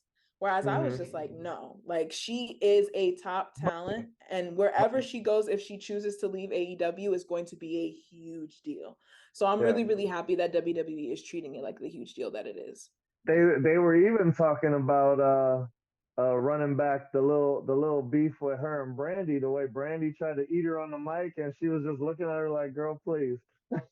Who the hell told you it was open mic night? Yep, and they were talking about bringing it back. They were talking about bringing it back. That is an iconic moment in our history. Okay. Yeah. I rocks with it. Yeah, no, this is major, y'all. Man, it's about to be a lit year for WWE. Oh yeah. Oh my goodness. You know, I love the shots. I love the shots. Oh yeah. Yeah, already talking that talk. You know, the women's division, AEW better pay attention. I'm telling you, a lot of Jades don't come around that company more often. They dropping the ball, and 2024 is right around the corner. They might lose a little their devil. Right, the you know, 2024. He the next target. Yeah, I saw like Ricky Starks getting thrown around. Wardlow, I saw getting thrown around. Yep. They better, because if everybody follows suit with what Jade said, like, okay, y'all playing the little league if you want. Here's I'm gonna say it. I'm gonna say my hot topic again for the people that missed it when I said it the last time. Okay, I'm gonna say this one more time. AEW has not been the same since Cody Rhodes left. Okay. Now, putting on bangers, yes, they're still doing things. They got gold gems that they're doing on their own. Yes, they sold out, you know, Wembley. I get it. They did their thing. Padded numbers. 81,000, 71,000 numbers. Still a lot of numbers, okay? They did it, right? So AEW has done a lot of things good, but yes, for everything, they could be 20 times better had they did everything else right. Let Jade go and walk. You gave her a nice little send-off. Granted, that was still kind of random. Could have did a little better on that, but you gave her a send-off in a great way. I get it. Yeah. But man, y'all haven't been the same since Cody left, bro. I'm telling you. Cody and Brandon left that. Yeah. And Brandy, by the way, was shout out to Ring the Bell. Oh yes, I watched that too. Brandy did actually go on record and mention the fact they did not even want to renew her contract because they were trying to keep Cody. And when he left, I just kind of catapulted it, really. Yeah. So, man, gosh. And it's amazing that I forgot how much she was getting all the bad rep of the women's division. And that was another thing, yeah. Look at how it's been since then. The fact that none of you guys tried to take credit, like, oh yeah, this is a collective fault. Omega. Yeah. Yeah, EVPs. King. Yeah. Come on now. All these folks, come on, stop playing. Y'all know. Yeah, that was a really good interview. If you guys haven't watched it yet, definitely check out that Ring the Bell interview. Definitely check it out, man. So Ash, what's going on? What else is going on in Benny's block right now? What else we got cooking up? Okay, so in Impact, we had the 10-woman tag match. That was a really, really great match. The legends came to play. The crowd was super hot for Awesome Kong, which I thought was really, really great. She had that great face-off with Savannah Evans, who is kind of like their resident muscle mommy right now representing, so that they had a really cool back and forth interaction.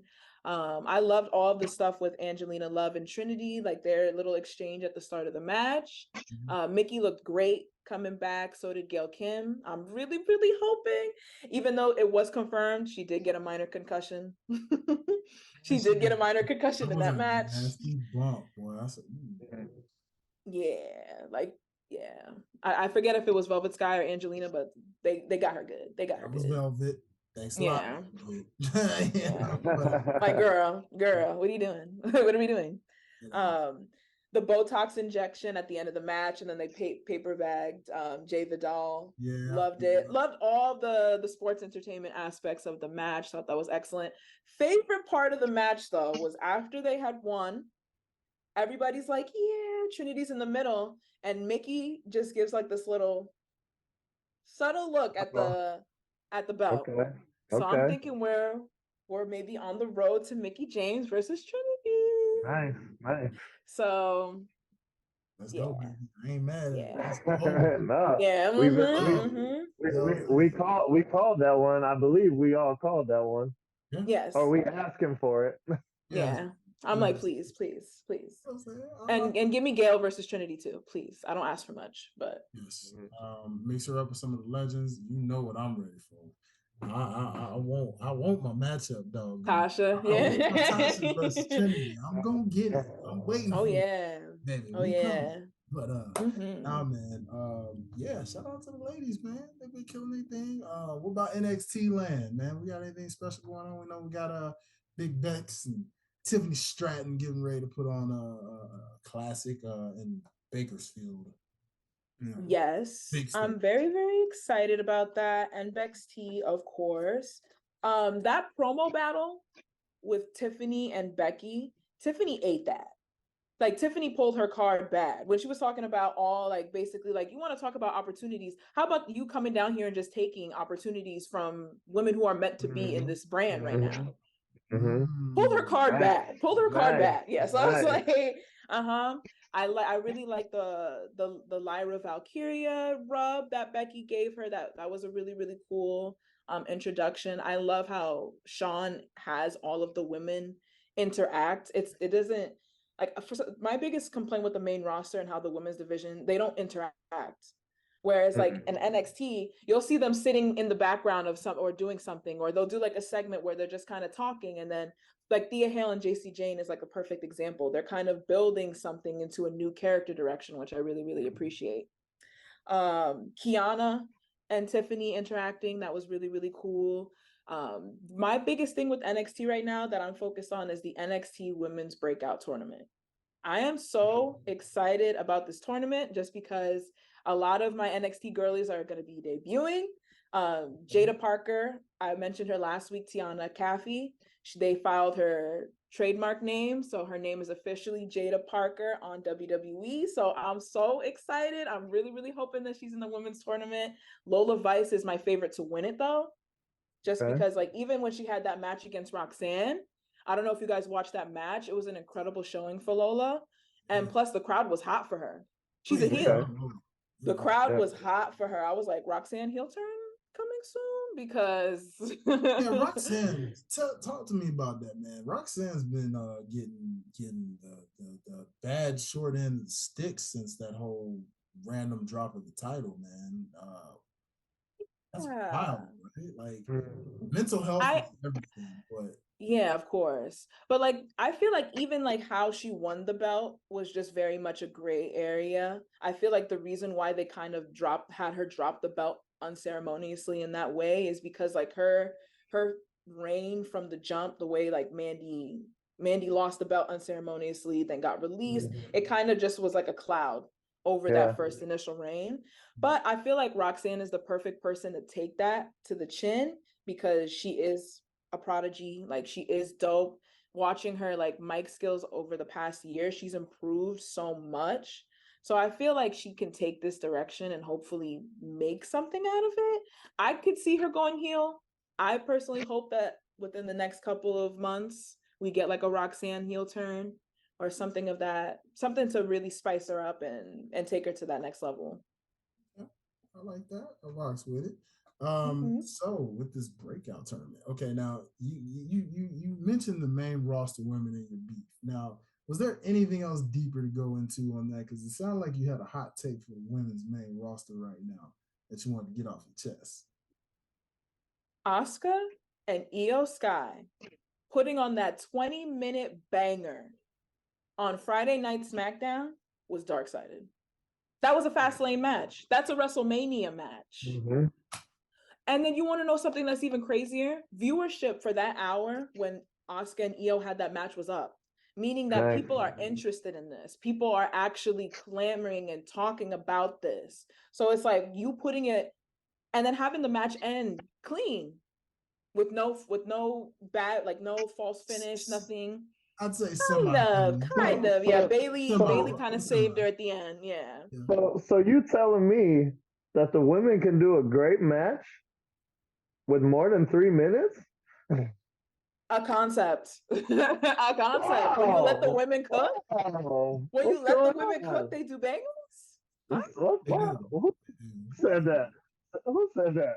Who said that? I don't know if y'all saw that spot when Asuka was like her legs were in between the middle rope, and then Io just full momentum hops up onto the top rope and does that missile drop kick.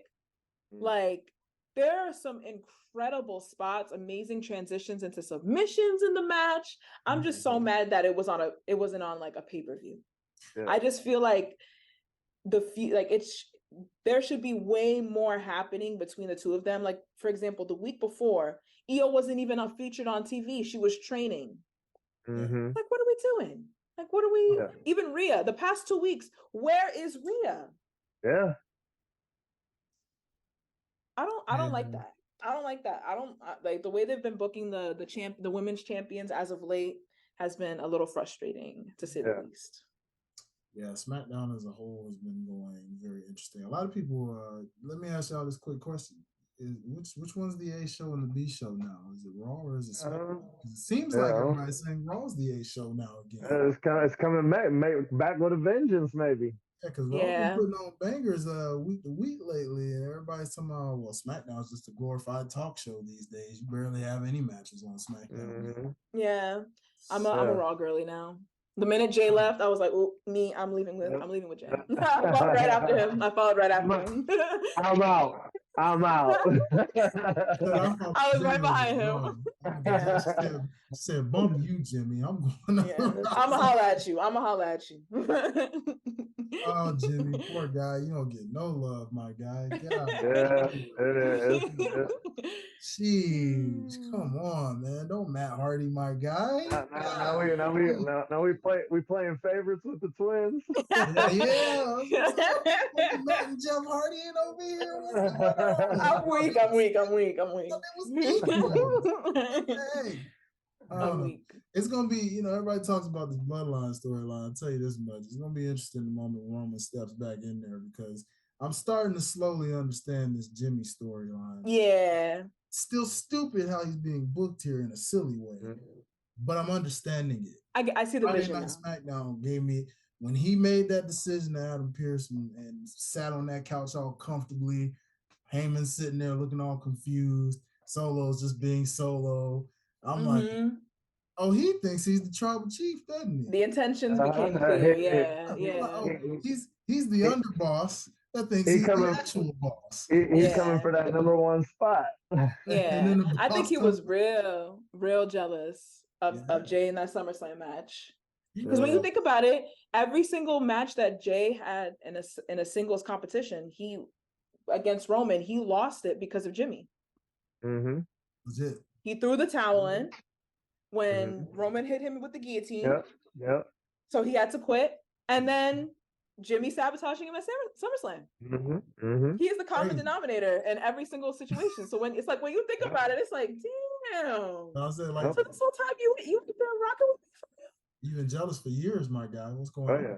You know, that's what I said. The seeds are planting themselves. It's kind of like what me and you talked about, Ash, when I told you my point of view of where it should have flipped. But it's a little slower of a turn, so I'm trying to. I'm like, okay, I see it. I listen to Jimmy's theme. I'm like, okay, yeah, that sounds very Roman. You know, hence the mashup I sent you guys. I was like, oh, yeah, okay, I see exactly what you guys are doing here. You guys are literally making this where he's acting like he is the tribal chief. Cool. This should be very fun. Now, I don't know if this necessarily leads to a Roman and Jimmy matchup per se. It would be interesting to see if it does, because they never did put him in check. You know, because the other part of this is, if you remember, Jimmy's like, "Oh, I'm nobody's." You know what I'm saying? Yeah. What happened to that? What happened to that? What happened to it? Maybe this continues that. Looking real Mitch-ish. You looking like a Mitch. You looking like a Mitch. There's a method to the madness, perhaps. Yeah, we're gonna see how that plays out. We're gonna play that out. But ladies and gentlemen, we're gonna take a quick little slight segment break for a second. Come back in with the final closure of the show in a good way. So y'all stay tuned. In just a little bit, we'll be right back. Hey, what's going on, guys? It's your boy Dwayne from Past the Ox and Life's a Botch podcast. I'm coming to you with a real dope advertisement if you got a moment. Can we do that? Peep this. Yo, you tired of that uncomfortable feeling with your undergarments? You know what I'm talking about. Like, literally having to adjust so it gets real comfortable in between the, the real safe space. Or maybe just wedgies from just going underneath, you know what I mean? All that. Let's keep it in 100. Y'all know how I'm feeling. Y'all know how that feeling goes. Well, I want to introduce to you the ultimate solution coming from the #1 premium and fit athletic wear just for you. I'm talking about none other than Champ #1 Boxers. Champ #1 Boxers is a black-owned underwear brand, okay? They literally specify in giving you the most top-notch, high-quality, premium, adjustable and fittable and totally comfortable undergarment wear that is just for you. Not only is it something that you can wear, feel good in, feel confident in, and love, but it's also high quality, feels good, and most importantly, it is definitely fashionable, okay? Comes in a different, wide variety of so many different styles and themes to these undergarments. Something to make you look good, feel good, and swag real good in the process, all right? So, again, did I get to mention that this is also a black-owned brand? It's a black-owned brand, y'all, so if nothing else, definitely go support that 100%. So, what I want to do is I want to tell you, head on over to OTS Media Co. on all social platforms, Facebook, Instagram, Twitter, and YouTube.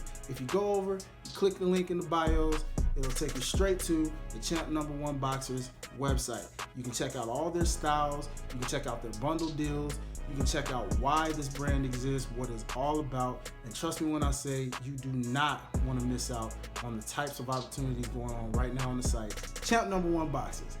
Make sure you do it for the champ in your life if you ain't already doing it for yourself, champ. All right? Champ #1 Boxers. Make sure you go cop those. All right? All right.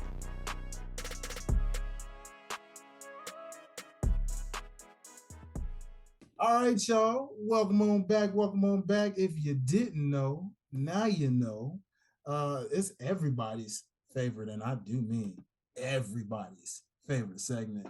I think my boy Playboy Rick is queued up and about ready. So without further ado, let's get into our botch of the week. The word I hate the most that fans use is botch. Oh, you botched that one. Shut your There's no such thing as a botch. Rick, my God. No such thing. No such thing. Who said that? Oh, Rick, sir, man, talk about a lot. I mean, you've got a couple weeks worth, my friend. I know. We missed it. I updated on Instagram because we ran a little long, and y'all know I got kids, so I had to do a little moving and shaking during the show, you know. So I apologize. My apologies. Sorry, Derek. You know. You know, a man's got to do what a man's got to do. So that's my botch. I botched it last week, you know. A botch of the week. Oh, what really stands out? I'm gonna go with two, not even on a wrestling note. Okay. One more on a personal side. It was a beautiful thing. I got to take my stepdaughter to her first homecoming. She performed homecoming game, you know, did her little palms dance stuff. They killed it. Okay. And then unfortunately her school got smashed. Like they botched. It was 28-0 in the first quarter. They was getting mashed potatoes. Oh. Damn. And the final score was like 49-7, like on their home turf. Like, so they botched it. But not homecoming weekend. Flipping it to a more sour note where we got to do better. A botch at Milwaukee Lutheran. Somebody was dumping pistols at their homecoming football game, so they whole homecoming got canceled. Oh, like a pop! It was pop! Whole crowd scattering. I don't know if y'all saw it on my story, but I've reposted it. We got to do better, y'all. Like, yeah, these kids got to learn how to be kids, man. We can't be forcing them to be too grown. And then let's talk about another botch. Your boy Blueface posting his kids' privacy all online. Come on, that was. Come on now, y'all. That little boy gonna be on the internet for life. Like you don't delete that, you know? Like you deleted it, but it ain't deleted, you know? Yeah, it's the internet. The internet. That was so I luckily didn't see that, but yeah, I didn't see it either. I heard about it. I was like, wow, really? Like you doing all that? Jail. Like you doing too much. Yeah, yes. Jail. CVS. Goodness. Yeah. So what do y'all got? What's y'all botches of the week? Ash, you want to kick this off real quick? Okay, mine is wrestling related. So, so give me some. We got. I'm gonna give the botch of the week to the NXT Women Championships right now. Okay. Because Raw on Monday they had a match, Tegan Nox versus Natalya, to face Becky Lynch for the belt. That was not on NXT. So essentially, Ronda and Shayna kind of melded the two women's tag team championships the two championship belts together. So the women and NXT, they're a fantastic division, so much character motivations, an excellent tag division. They have nothing to fight for right now. Yeah, you know, that is a botch when you think about it. That's a botch. Like that's a botch. Because why is Tegan and Natalya fighting for an NXT belt right now? Wow. And even if you're gonna do that, why not just bring them on to Tuesday? You're gonna give them a 3-minute match on Raw anyway. Yo, if they were on NXT, they'd at least get maybe 10 minutes. That was kind of strange when I saw that, because I was like, huh? Ain't Rhea like the whole champion over there? Shouldn't y'all want to go after the what? Yeah, mommy, come home. Mommy, if you're not on Raw Monday, I'm like, you got a whole pay-per-view coming up in Fastlane. Shouldn't she be getting ready for a challenger right about now? Where's Nia? Like, what's happening? Yeah. Momentum.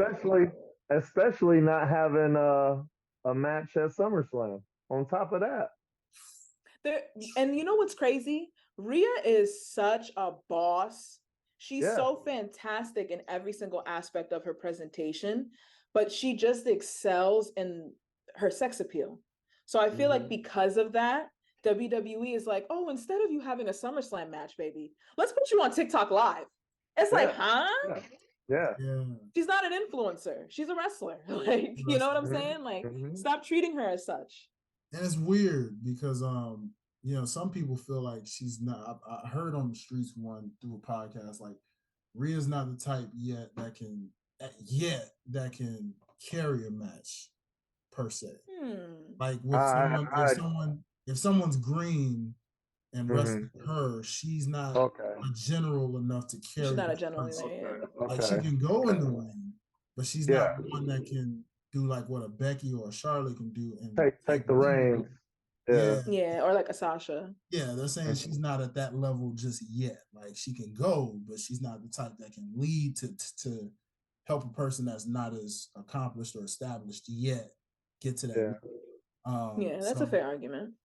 That's interesting. Yeah, we're gonna have to keep tabs on that. We're gonna hold on to that botch because that's one that's definitely something to keep tabs on for next. It's a botch that's close to my heart. It's been pissing me off because I love NXT. Absolutely. No, you gotta defend your NXT. Y'all know, like, hold on, wait a minute. This is our title. This ain't Raw's.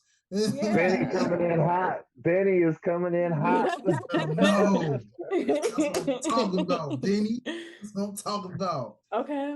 I had something to say. Okay. All right, let's see. Well, my botch of the week is definitely, unfortunately, not wrestling related. I'm sorry. I had to just make this my botch of the week. I already said the moment I saw this. That is botch of the week. I am sorry. Denver Broncos. I have to have a conversation with you right now. Okay.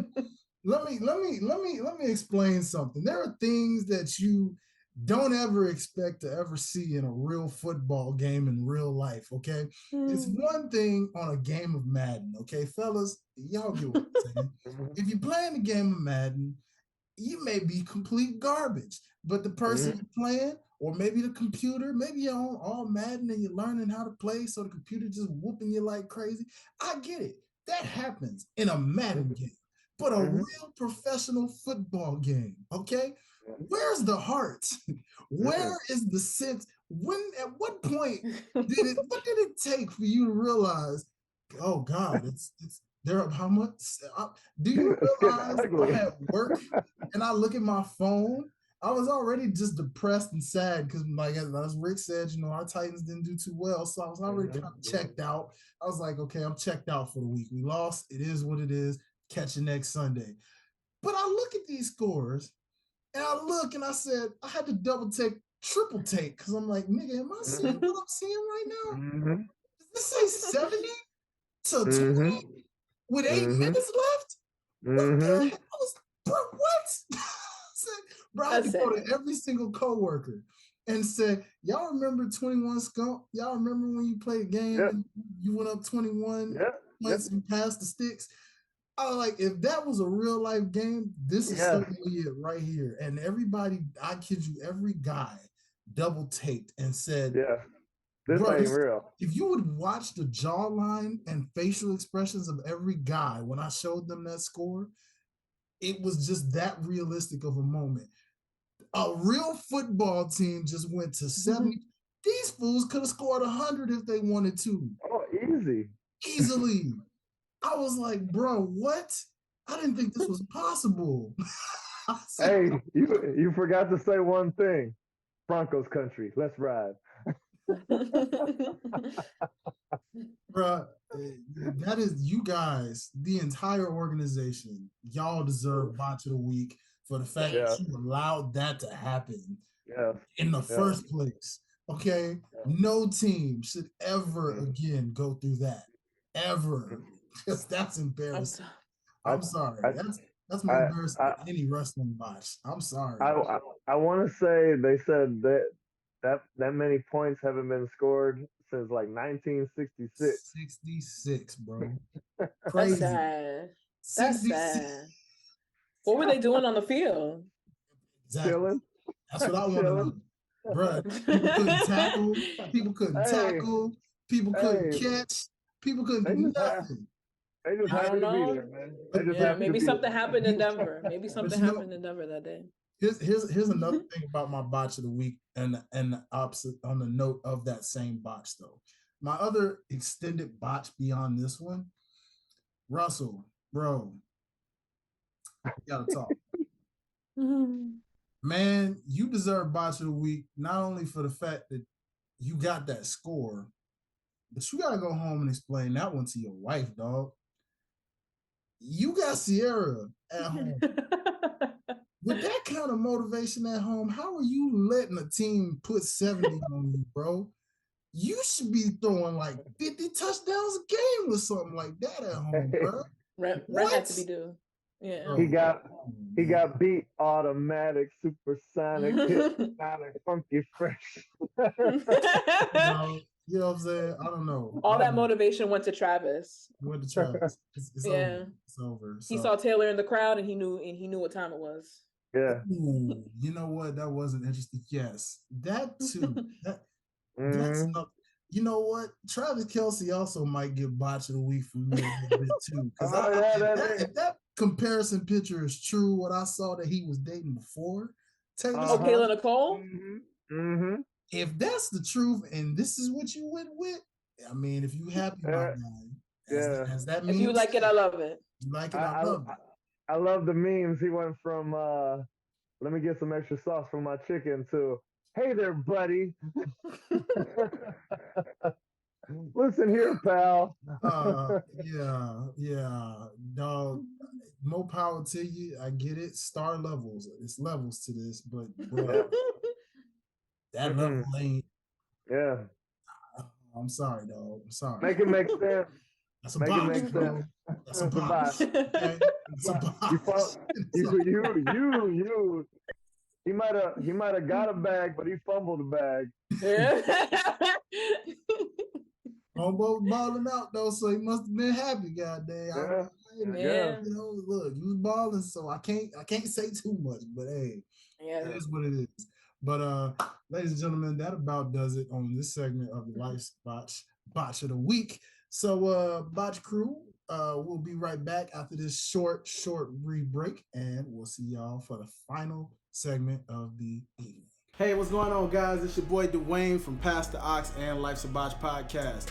I'm coming to you with a real dope advertisement if you got a moment. Can we do that? Peep this. Yo, you tired of that uncomfortable feeling with your undergarments? You know what I'm talking about. Like, literally having to adjust so it gets real comfortable in between the, the real safe space. Or maybe just wedgies from just going underneath, you know what I mean? All that. Let's keep it in 100. Y'all know how I'm feeling. Y'all know how that feeling goes. Well, I want to introduce to you the ultimate solution coming from the #1 premium and fit athletic wear just for you. I'm talking about none other than Champ #1 Boxers. Champ #1 Boxers is a black-owned underwear brand, okay?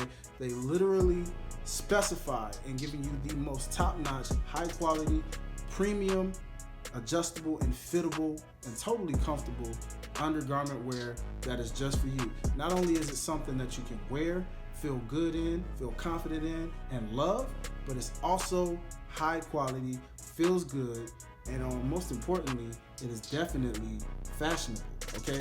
Comes in a different, wide variety of so many different styles and themes to these undergarments. Something to make you look good, feel good, and swag real good in the process, all right? So, again, did I get to mention that this is also a black-owned brand? It's a black-owned brand, y'all, so if nothing else, definitely go support that 100%. So, what I want to do is I want to tell you, head on over to OTS Media Co. on all social platforms, Facebook, Instagram, Twitter, and YouTube. If you go over, you click the link in the bios, it'll take you straight to the Champ #1 Boxers website. You can check out all their styles, you can check out their bundle deals, you can check out why this brand exists, what it's all about, and trust me when I say you do not want to miss out on the types of opportunities going on right now on the site. Champ #1 Boxers. make sure you do it for the champ in your life if you ain't already doing it for yourself, champ. All right? Champ #1 boxers. Make sure you go cop those. All right?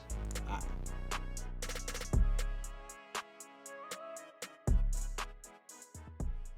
All right, y'all. We are back and we are getting ready to wrap things up. Ladies and gentlemen, this is everybody's favorite ending segment where we all reflect on life in general, whether it's in the ring, outside the ring, life in general. Ladies and gentlemen, I'm talking about none other than the 3 counts featuring the Life's of Botch crew. Here we go. Wait. 1, 2. There's 2 now. It doesn't matter if the rock comes to 3. Ladies and gentlemen, the 3 counts, one of my favorite segments of the day. This is basically our wrap up, outro, closing moments. It's been a great show, guys. You guys were very amazing today. I mean, that was just such a lot of laughs, a lot of clippable moments, teachable moments. Shout out to my boy Chase You. That was a teachable moment with all these clips that we got for this very episode. Hope you guys enjoyed it. Now, we got to get into the 3 count, of course. So, going around the room, I guess I'll start this thing off, man, to kind of throw it off a little bit. We got our 3 count segment. For me, I just want to reflect on life. As I mentioned earlier in the show, my lady celebrated year 31, which is a very proverb-like year, a very year of providence and confidence for a woman and things like that. And so looking back, my birthday will be in a couple months out as well. Rick, we got birthdays coming up. Coming up. It's just a reflector of life right now. Just to say that the future is bright. Your future is bright. Understand no matter what age you turn, no matter what chapter you are getting ready to enter into, understand and know that something is always waiting for you in that next chapter. No matter what level is, high, low, or in between, embrace it, be ready for it, and build around what is coming in your next chapter. So, going around, that's the first fall. Where are we going at with the second fall, guys? Go ahead. That was really good. Yeah. So for me this week, I've been really trying to get myself on a steady routine and really trying to be more disciplined and change my mindset to just be completely positive one. And I feel like, the words of affirmation are a really powerful thing. So that's just something that I've been practicing and making sure that I'm staying motivated and on top of my stuff. Mm-hmm. So definitely, I would say like this week, try to focus on discipline, getting yourself right, writing out your goals, and then figuring out what you need to do in order to get to those goals. Yes. Absolutely. Also, I love that fall. Okay. Yeah. Thank you. Yes. So, Rick, where you at, brother? You closing it out with the final 3 count, baby? Where we at? I just want to say I had a lot of little nice family moments this past weekend. So I want to say just enjoy those little moments, like live in those moments, like savor them. Don't try to be, what do I got next up ahead? What, don't just, you got to live in that moment, enjoy it. Absolutely. I love that. That was great 3 count takes from everyone around the room and the crew. Shout out to you guys, man. Shout out to you guys, the listeners and the viewers of this very show that we call Life's a Botch. This is your favorite crew, everybody's favorite crew and trio. We're going to bring you the best of the best, give y'all energy, give y'all vibes, give y'all all kind of stuff to keep you laughing because we the Breakfast Club of professional wrestling, with the tagline. That's the thing we want y'all to stick with and understand. All right. We're working on stuff for y'all. Like I said, we're just keep it locked with us. We're working on short form content. We're working on interviews, things like that. It's going to take a little time. If we don't get it in with this year, hopefully by the top of next year, we'll have all of this stuff up and ready for you as we're still getting this thing underway with this trio. So just stay tuned and keep it locked. But we do appreciate y'all love. We do appreciate y'all support. Yeah. If you are listening to the audio form of this show, make sure that you hit that 5-star review on Apple Podcasts or Spotify, all that good stuff. Rate us as high as possible so more eyes and ears can listen to what we have to say and our vibes, pretty much like the rest of the wrestling space that creates dope content. Definitely, if you're on YouTube watching this thing, man, Make sure you hit that like button, that subscribe button, and that notification bell so you know that anytime Life's a Botch crew pulls up, you already know what time it is, and you know to listen to the crew because we ready every single step of the way. Shout out to our platform behind this very platform in OTS Media Co. So shout out to my guy Derek, who's the CEO and owner of this very brand. Without that brand, man, we can't do what we do. So definitely make sure you follow all things OTS Media Co. OTS Media Co. CO on Instagram, on Twitter, and of course right here on YouTube, where you can hit that subscribe notification bell. You'll see the Life's a Botch YouTube that is connected to the OTS YouTube. So for the full show like this, you'll find it right there on the OTS Media Co page. For our short form content with interviews and our live reviews that we do for every pay-per-view, we got Fastlane coming up. We actually have No Mercy coming up. So if you want to tune in, make sure y'all tune in with the crew. We will go live after NXT No Mercy to basically give our thoughts and opinions on that show. And then, of course, Fastlane will be next up. Also, real quick, let me update y'all on the predictions and where we stand as a crew in terms of predictions. So, ladies and gentlemen, as y'all know, last week's episode, we did 2 predictions. We don't have to do NXT. Well, we do kind of have to redo really quickly NXT No Mercy, only because of the recent change in the card. But we did do AEW Grand Slam, and here were the results. And boy, were these these something. So we had Jon Moxley retaining. We all picked Jon Moxley to retain the International AEW Championship. We were sort of, yeah, that's kind of one that did escape us on the botch. Yeah, put that in there. I kind of forgot about that, but yeah, Mox kind of sort of lost, but wasn't supposed to. Yeah. Yeah.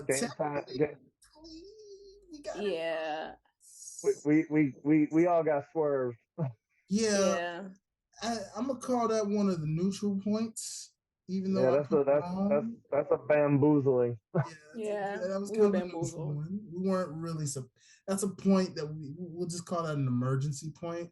So 2 points that we have is tiebreakers. All right. So Bryan Danielson versus Ricky Starks from the strap match that they had at AEW All Out, because that wasn't really in there yet. So that's a floating point for us. Yes. Of a tiebreaker, as is Mox versus, Phoenix for that AEW International title, because technically we were supposed to be right, but that botch kind of changed things. So here's what it is there.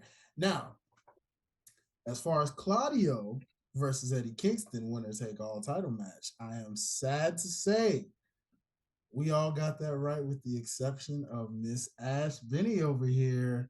She decided. The only one from New York too. The only one from New York too. Yeah, I know she didn't go with the hometown kid. That's for sure. But I get My it. bad, Eddie. Given their history, I get it. Claudio technically has bested him the majority of their meetings. So I get it. You were just kind of like, I'm used to him losing at this point. Let me go ahead and just say Claudio. But yeah. Me and Rick got the point on that one, baby. You know what I'm saying? Yeah. All right. Here's another one that kind of was an interesting swerve, ladies and gentlemen. Sammy Guevara versus Chris Jericho. We all got that wrong. Yeah. Wildly enough, for some reason, I started to just pick Jericho just to pick him. I was just going to do it just to do it, with the assumption that Sammy was going to win. And if I'd have done that, I would have actually gotten a point for that out of a joke. Yeah. But I thought, why would Jericho win? There's no point. But exactly. And I kind of see the reason. It made more sense at the end of, that's why. Yeah. Yeah. Yeah, the heel turn. And he's aligned with Don Callis. Okay, well, that's interesting. But none of us got the point on that, so that was pretty interesting. Thanks, booking. Right. On to our women's championship match, a match that we were definitely excited to see. Yeah. Unfortunately, in this case, we all got it right with the exception of my boy Playboy. Rick actually got this. I did the swerve pick. Tony was the favorite to win, so yeah. she's the people's champ. And you and it was right. It was right there. It was right there. Yeah, you were. She almost that close. Yeah, she almost. Yeah, I also love how much they were screaming in that match. Like when Saraya pinned her, she was like,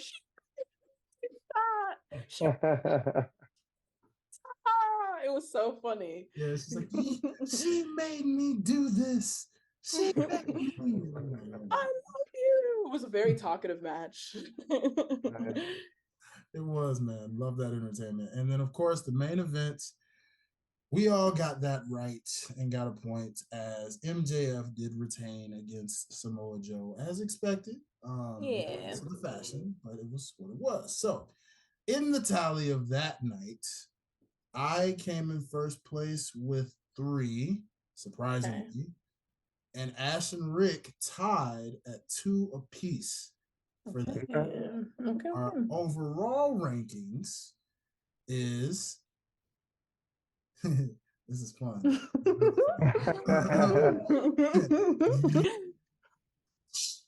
All right. Still your reigning, defending, current number 1 champion is Ash Benny. Okay. Number 1 in the rankings, but not by much. She's only up by 2 with 22. Okay. Meanwhile, dun dun dun. There's no last place winner because me and Rick are tied at 20 apiece. Let's go. Okay, it's getting interesting. It's getting interesting now. Yeah. Oh yeah, we're catching it now, Rick. We're catching it now. I gotta be like 6 for 6 for no mercy. I gotta get every single thing on that card right. Yeah, man. I'm telling you. So all right, so we gotta make some adjustments really quickly. So in this instance, we got Noam Dar versus Butch. For the most part, let's see, Rick, you chose, actually we all chose Noam Dar to beat Butch. So there's that. Yes. In terms of Braun Breaker versus Baron Corbin, we all chose Braun. Everybody standing by that. Yes. Yep. Okay, everybody standing by Noam Dar to beat Butch. Yep. Yeah, Butch. I still like that. Butch. Becky Lynch versus Tiffany Stratton. Are we all sticking with Becky still here? Yeah. Ash looks like she was thinking about that one for us. I'm begrudgingly saying Becky. I want Tiffany to take it. I want Tiffany to take it right back. Okay, all right. Okay, wait a minute. Hold on. That's right. Dragunov versus Melo. Now, I got Melo. Rick has Melo. Me and Ash had Dragunov here. Last chance. And you know what? Last chance. I renounce my pick to pick Dragunov. Don't make me stand on this island alone. I'm sorry, but I have this weird feeling. Something is telling me that Melo's gonna retain. If Melo retains, I'm gonna be like, what was the point with Dragunov? Why book him for the rematch? Why not just protect him and put him in some random old match? You know? Yeah, I know. But what you said last week, I think is going to come true because from something that we know, I think Dom is retaining and Trick is going to go off the edge. I think that you're right with what you said because Trick grabbed the mic after he won that match and he said, now I'm not going to be the only person in my crew without a championship. So this is clearly something that's weighing on his mind, clearly something that's bothering him. So I think there's going to be some shenanigans. Trick's going to lose, and he's going to be like, if I can't win, what you think? How you think Melo gonna retain? He not winning either. Ashley convinced me. I'm staying with Dragon off. If I'm wrong, I'm so sorry. or Trick is gonna want to take it from Melo. Ooh. There's reason to believe that. There is reason to believe that. But I'm going to stick with. You're renouncing? Reneging? Yes, So I am choosing Dragunov again, only because I do think that Trick will take it from Carmelo, but it's going to take this turn in order to do it. Therefore, I'm sticking with Dragunov. Okay. Oh, wait, no. Hold on. Dang. I just thought about it. It's up in the corner. Wait, in order for him to take it. Oh, crap. Yeah, in order for him to take it, he would have to. Oh, shoot. Melo would have to retain. Yeah, he would have to retain from me. Oh, for your story to work. You're getting both of our bookings mixed up. Yeah.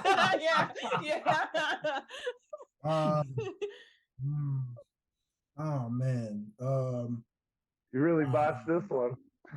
Yeah, I did. I'm weak. Gosh, why am I stuck? Okay. What can my feeling tell me? I gotta go off the gut. What's the gut telling me? What are you telling me?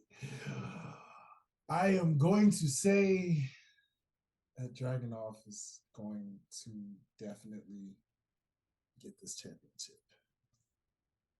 Dragunov is going to get this championship. Trick Will is going to, we'll get into that because Trick Will has retained or replaced, I should say, not retained, but he has replaced an NXT North American Championship match that was initially supposed to be Dominic Mysterio versus Mustafa Ali, but with the recent releases, thanks to a triple threat match on NXT, we now have a new number one contender, which is still kind of a botch in its own right because you shouldn't have had a number one contender before the number one contender, but yeah, I don't know. I do want to give flowers to Dom though, y'all. Yeah, I can't believe it. Not only did he put on a fire match solo, but he won without help. No money. Yeah, I'm proud of you, Dominic. I'm proud. Yeah. Shout out to Dragon Lee. You're getting much better. I still owe you what you did to me in person, God dang it, but I'm gonna get you back. I'm gonna give you props where props is due, sir. You did it. You won by yourself. Congratulations. You didn't need your mommy after all. You proved that you could do it. All right? Yeah. Let's see how much you can keep that up against Trick Williams, sir. I'd like to do it without mommy on that one. Yeah. But, but with that, Dominic Mysterio versus Trick Williams for the NXT North American Championship. Now, Ash kind of gave this away a little bit here, so I guess it's fair to say we know where she's going here. Yeah. So the question is, Rick, sir, who's taking this North American Championship? Who's the third man in there? It's a three-way, right? Or is it just Trick and Dom? It's two.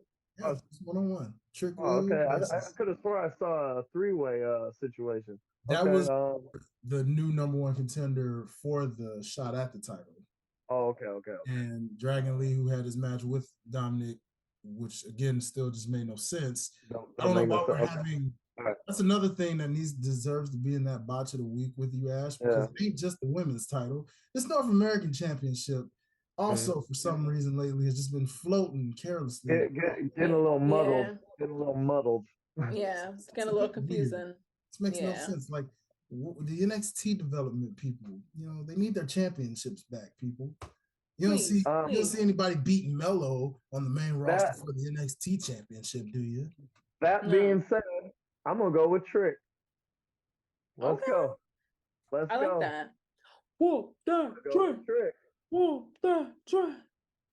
Shout out to Memphis. Oh my God.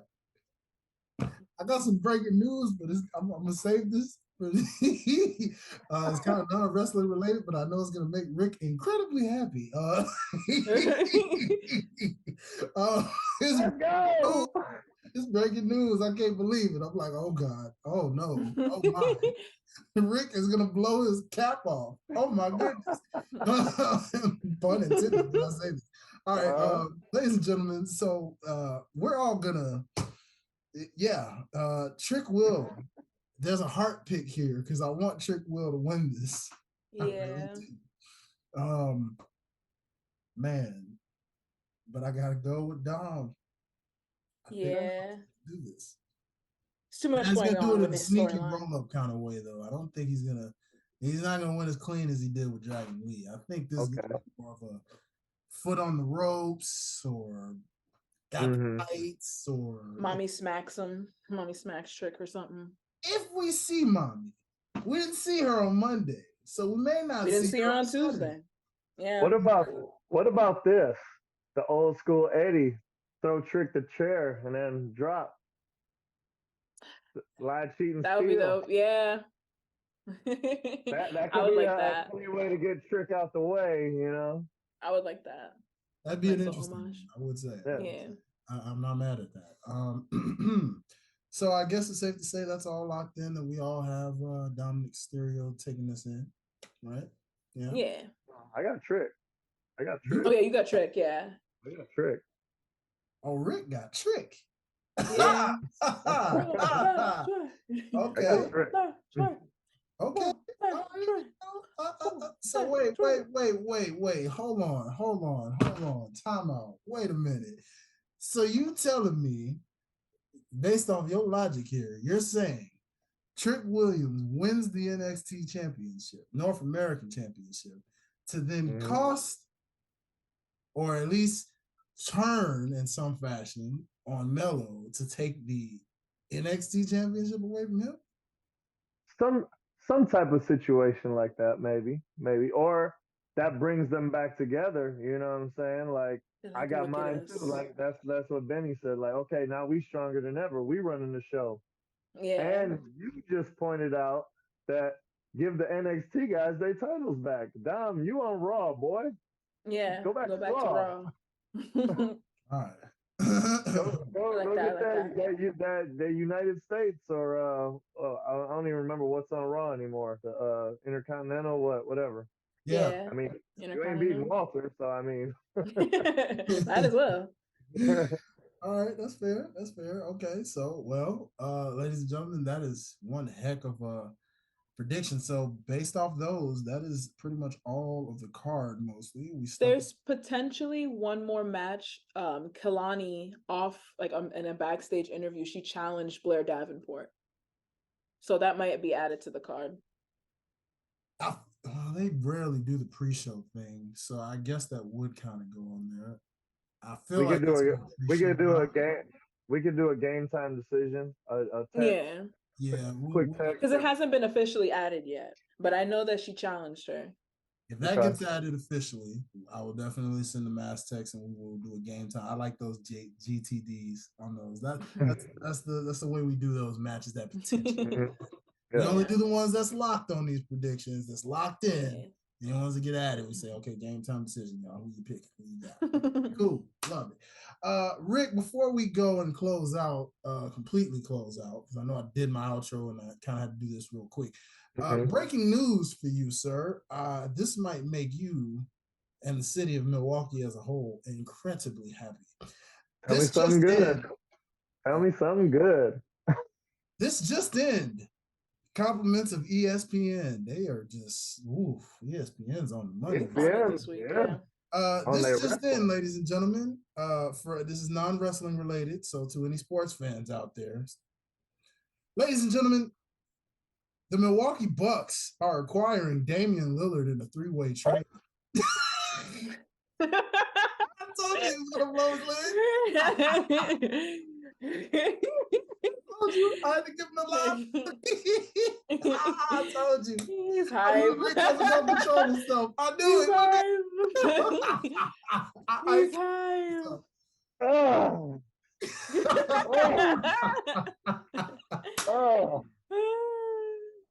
Derek, so you know, I hope you see this because as a Celtics fan, you have something to say about this moment. So when you edit this episode, I know he's got some words for you, sir. But let the Larry O'Brien. Careful now, Rick. I don't know who's being acquired in this just yet. It's a 3-team trade, so you're gonna lose some pieces. But you got Dame Lillard. I hope it's Middleton, because I hope it's Middleton. Oh man. That's ladies and gentlemen, this is why we love the Life's a Botch podcast. You just never know what you're gonna get with the lab crew, y'all. You just don't know. You don't know what you're gonna get.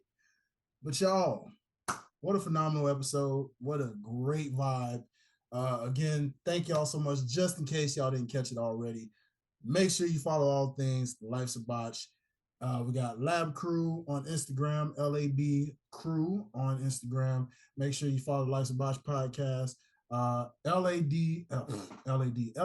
Crew also on TikTok, which we're working on. We had to make a new TikTok. So it's LAB Crew on TikTok. We'll be having some cool TikTok-y stuff, skits and all that coming for y'all on there as well. Make sure you follow us on the YouTube, Life's Botch podcast, which is directly connected to the OTS Media Co. platform. So if you follow all things OTS Media Co., specifically on YouTube, follow and subscribe the OTS Media Co. YouTube, and you'll see the Life's Botch podcast page also right there at the very bottom of the homepage, where you can subscribe to that as well. Real quick, guys, y'all want to give them your socials where they can find you guys? I am at Ash Benny on all social media. And that's Mr. Playboy to you on IG. You already know. And you can follow your boy at Highlight Life, HILITE Life on all platforms. So without further ado, ladies and gentlemen, it's that time where I need everybody in the building to throw up those 2 sweet symbols and give a good old-fashioned too sweet. Peace, ladies and gentlemen. We'll catch y'all next time.